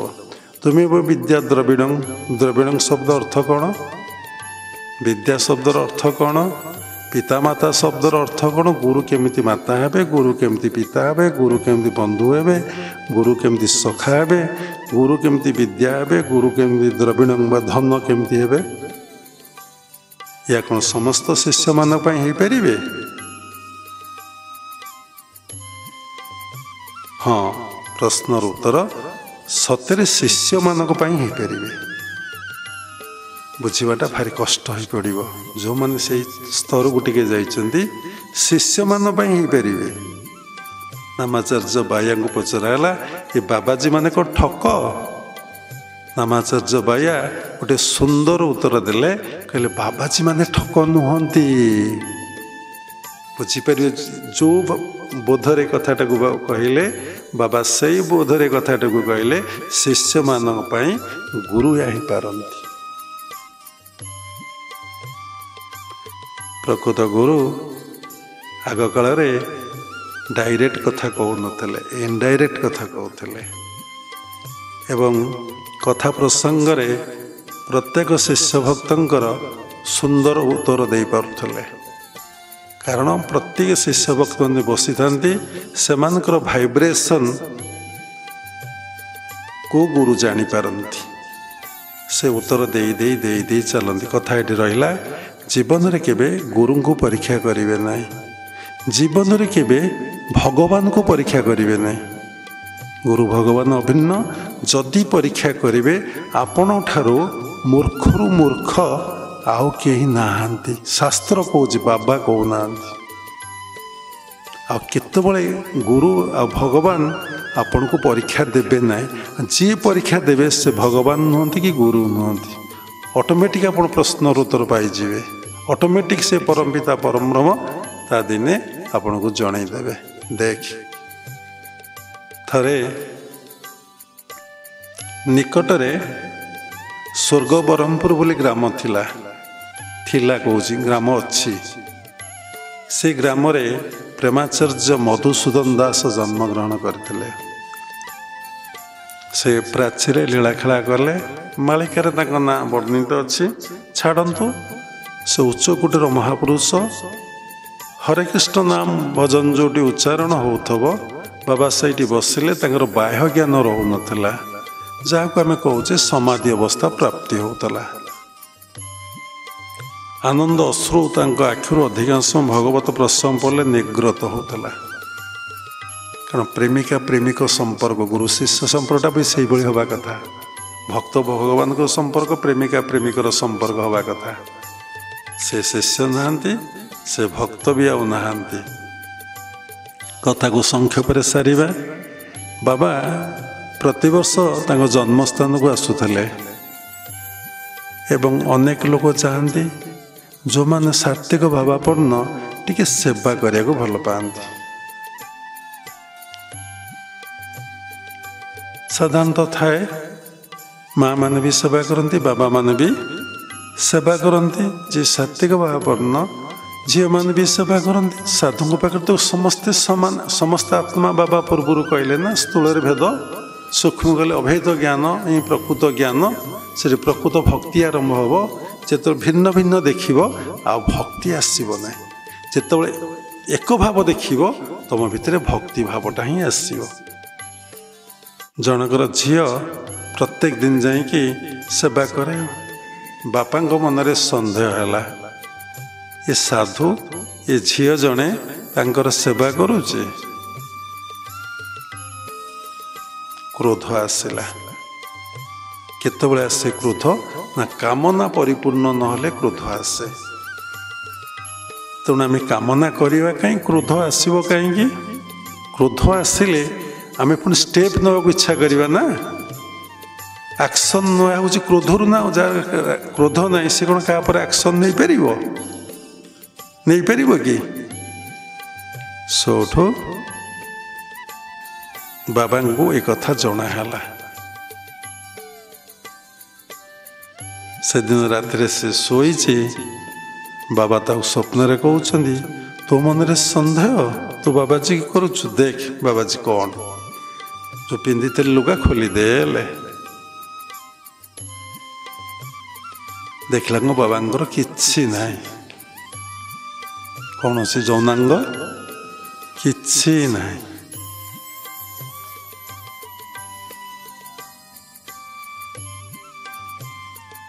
ତାପରେ ନିଦ ଭାଙ୍ଗିଛି। ଭୋର ଭୋର ଆସି ବାବାଙ୍କ ଗୋଡ଼ ଧରି ଗୋତଳ ପଡ଼ି ଭୁଲ ମାଗିଛନ୍ତି। ଆହା, ମୁଁ କେତେ ବଡ଼ ଅପରାଧ କଲି। କଥା ସେତିକି ଥାଉ, ଅନେକ ପରୀକ୍ଷା ଅଛି। ତେଣୁ କେବେ ଭଗବାନଙ୍କୁ ପରୀକ୍ଷା କରିବେ ନାହିଁ, ଗୁରୁଙ୍କୁ ପରୀକ୍ଷା କରିବେନି। ସେବେଠାରୁ ତୁମର ପତନ ଆରମ୍ଭ ହୋଇଯିବ। ତେଣୁ ନବବର୍ଷ ସାରା ବିଶ୍ୱବାସୀଙ୍କ ପାଇଁ ନୂଆ ବର୍ଷ ବାସ୍ତବରେ ହଉ। ସମସ୍ତଙ୍କ ପାଇଁ ସ୍ଥୂଳ ନବବର୍ଷ ନ ହଉ, ସମସ୍ତଙ୍କ ପାଇଁ ସୂକ୍ଷ୍ମ ନବବର୍ଷ ହଉ। ପ୍ରକୃତ ନବବର୍ଷରେ ଯେଉଁ ଆନନ୍ଦ ପାଇବା କଥା, ତା ସ୍ଥୂଳ ନବବର୍ଷ ନ ପାଇ ସୂକ୍ଷ୍ମ ନବବର୍ଷରୁ ହିଁ ତାହା ହିଁ ପାଆନ୍ତୁ। ଏବଂ ସାଧୁଙ୍କର ଜୀବନ, ସନ୍ଥକ ଜୀବନ, ସର୍ବେ ଭବନ୍ତୁ ସୁଖିନ ସର୍ବେ ସନ୍ତୁ ନିରାମୟା ସର୍ବେ ଭଦ୍ରାଣୀ ପଶନ୍ତୁ ମା କଶ୍ଚିତ୍ ଦୁଃଖ ଭାଗ ଭବେତ୍। ସର୍ବେ ଭବନ୍ତୁ ସୁଖିନ, ଏ କଥା ତୁଣ୍ଡରେ ଉଚ୍ଚାରଣ ହେଉଛି। ଏଇ କଥାକୁ ବ୍ୟାଖ୍ୟା ଯଦି କରାଯିବ, କମ୍ ବଡ଼ କଥା କେତେବେଳେ ଆସିବ ସର୍ବେ ଭବନ୍ତୁ ସୁଖିନ? ସମସ୍ତେ ଯେତେବେଳେ ଏକ ବୋଲି ବୋଧ ହେବ, ସମସ୍ତେ ସେ ଆତ୍ମା ବୋଲି ବୋଧ ହେବ। ଏ କ'ଣ ସାଧାରଣ କଥା? ସେଇ ସ୍ତରକୁ କିଏ ଯିବ? ମନ ଯିବ। ତେଣୁ ଏ ମନ କେମିତି ଯିବ? ସେଥିପାଇଁ ଜ୍ଞାନୀ ତତ୍ତ୍ୱଗୁରୁଙ୍କ ଠାରୁ ଦୀକ୍ଷା ଗ୍ରହଣ କରନ୍ତୁ। ସେ ଯେଉଁ ଉପଦେଶ ଦେବେ ତାକୁ ଅକ୍ଷରେ ଅକ୍ଷରେ ପାଳନ କରନ୍ତୁ। ସାଧୁ ସଙ୍ଗ କରନ୍ତୁ, ଶାସ୍ତ୍ର ଅଧ୍ୟୟନ କରନ୍ତୁ। ଡେ ବାଇ ଡେ ସଂବଳବାଟା ରୂପାନ୍ତରିତ ହୋଇ ପ୍ରଜାପତିରେ ପରିଣତ ହୋଇ ଉଡ଼ିଯାଏ। କିତି ଦେଖିଲେ ଆନନ୍ଦ। ସଂବଳୁଆଠାରେ ଯେଉଁ ରୁମ ଥାଏ, ଟିକିଏ ବାଜିଗଲେ କି ଗଲୁ, କି ଯନ୍ତ୍ରଣା, କି କଷ୍ଟ। କିନ୍ତୁ ସେଇ ସଂବଳୁଆଟା ରୂପାନ୍ତରିତ ହେଇ ଯେତେବେଳେ ପ୍ରଜାପତିରେ ପରିଣତ ହୋଇଯାଇଛି। ଦେଖନ୍ତୁ ଦଶରତ୍ନାକର ରୂପାନ୍ତରିତ ହୋଇ ଯେତେବେଳେ ସନ୍ଥରେ ପରିଣତ ହୋଇଯାଇଛନ୍ତି। ଦେଖନ୍ତୁ ସନ୍ଥ ତୁଳସୀ ଦାସ ସାଧନା କରି କରି ଏଇ ମନ ଯେତେବେଳେ ପ୍ରକୃତ ସନ୍ଥରେ ପରିଣତ ହୋଇଛି, ଭଗବାନଙ୍କ ପାଇଁ ଉତ୍ସର୍ଗୀକୃତ ହୋଇଯାଇଛି। ପ୍ରତ୍ୟେକ ମହାପୁରୁଷଙ୍କ ଜୀବନ, ରାମକୃଷ୍ଣଙ୍କୁ ଦେଖନ୍ତୁ, ତୈଲଙ୍ଗ ସ୍ୱାମୀକି ଦେଖନ୍ତୁ, ରମଣ ମହର୍ଷିକି ଦେଖନ୍ତୁ, ଶ୍ରୀ ଅରବିନ୍ଦକୁ ଦେଖନ୍ତୁ, ନିଗମାନନ୍ଦକୁ ଦେଖନ୍ତୁ, ସତ୍ୟସାଇକି ଦେଖନ୍ତୁ, शिरडी साई को देखंतु, ठाकुर अनुकूल चंद्र को देखंतु, जिते जिते महापुरुष अछंदी सबुरी मूल मानसिक स्तर गोटे ग्रेट चेंज। से मन रूपांतरित हो शुद्ध पवित्र हो कौन है आत्मारे परिणत हो जाइछि। जेमती लुहाटा बारंबार मैग्नेट संस्पर्श आसिले जेमती लुहार धर्म को हरे मैग्नेट हो जाए, से भली नववर्ष आपण संकल्पबद्ध हेबे, प्रतिज्ञाबद्ध हेबे मो गुरु देव जो उपदेश देइचंदी से उपदेश को मु पालन करी। मो जीवन रे मु प्रतिज्ञाबद्ध हेबी मंत्रमूलं गुरुर वाक्य, मंत्रमूलं गुरुर वाक्य, मंत्रमूलं गुरुर वाक्य। गोटे कथा को जे धरी पारिला ताहले ता मन अमनरे बा शून्य परिणत हो, नकली मुहरु असली मुहरे पहुँची जीव। प्रकृत नववर्ष से कौन जानिम, नले किछि नववर्ष जानीपर ना। गोटे स्थिति रे साधक माने रुहंती, षष्ठ क्रिया जो माने कंप्लीट करितांती, जो मानकर जन्म जन्मांतर साधक थाए, जेकोसी संप्रदायर साधक ब्रह्मानंद को बा परमात्मा परम ब्रह्म को उपलब्धि पारे गोटे स्थिति रे रुहंती, सेटा ही नववर्ष। साधना करंतु, साधना करंतु, साधना करंतु, गुरुगत प्राण हुंतु। प्रत्येक मुहूर्त रे निज मन को देखंतु। Watch your mind always. कौन मन कहूची मोर शत्रु ना मित्र, मत ईश्वराभिमुखी करुची ना विषय अभिमुखी करुची, मो पाई अनुकूल परिवेश सृष्टि करुची कि प्रतिकूल परिवेश सृष्टि करुची, मत भोग लालसा को नौची कि त्याग जगत को नौची। आ कथारे पड़िले मोर अवस्था कौन हम। पुणी मन प्रश्न उठिब कौ मन कथा कहूँ, कौ मन कथा शुणुची, से कथा रहा आपण। छोटे एग्जाम्पलटे आपण कथाटा भी शुणुंट, आपण भावुं बाबा ठीक कहते, शुणुंट गोटे मन, आउ गोटे मन विचार करुच्ची बाबा ठीक कहते कि भूल कहते। करना गोटे इंजीनियर काम देखुची, कामटा देखुची और ता भीतर विचार कर देखुची ये कामटा ठीक हो कि भूल, ठीक है कि भूल। तेणु साधना कले गुरुंकर निकट पड़ते गुरु ये सब ज्ञान देवे। साधना कले आपणकर कौन हम बुद्ध हम। जे पर्यंत निज भितरे आत्मार अनुसंधान करना, आत्मदर्शन करना, से पर्यंत आपणकर मानसिक स्थिति केतबले ठीक रहिबो नहीं। आपण शांति आनंद केतबले पाई परिबे नहीं। सबले पुरुणा रे शांति आनंद न थाए। तो निज भितरे आत्मार अनुसंधान करंतु, मन को अंतर्मुखी करंतु, मौन व्रत अवलंबन करंतु। कठोर साधना रे बसिया पाई रियली आपणकर मन चाहूँ, से गुरु भगवान आपन को साहाय्य एवं सहयोग करेंगे एवं सबु प्रकार बंदोबस्त से करदे। आज मोर परिवेश ठीक ना, आज मत घरे स्कोप दौना, आज मोर अभाव अच्छी, जार प्रभु चिंता अच्छी तार कौन अभाव अच्छी, जार आवश्यकता ठार कि चाहू नहीं से तो परिपूर्ण। जे अब किसी चाहू ना, रियली तो मन चाहू ना, फ्रस्ट्रेशन से कथा कहू ना, से अब किसी चाहू ना। जमी बुद्धदेव किसी चाहिए, रामकृष्ण किसी चाहिए, रमण महर्षि किसी चाहिए, जस सम्मान प्रतिष्ठा किसी बोले किसी चाहिए नहीं। से परिपूर्ण होगले, भगवान होगले। तेणु नववर्ष आम किसी चाहिए ना। नववर्ष आमको कौन उपहार दौची दौ, ता भी चाहिए नहीं, ता भी चाहिए हूँ पुणी असुविधा। साक्षी भाव में देखार अच्छे काली सूर्योदय शଯ୍ୟା त्यागु सब शଯ୍ୟା को जावा पर्यंत कौन परम पिता परम ब्रह्म बा जगतर नाथ जगन्नाथ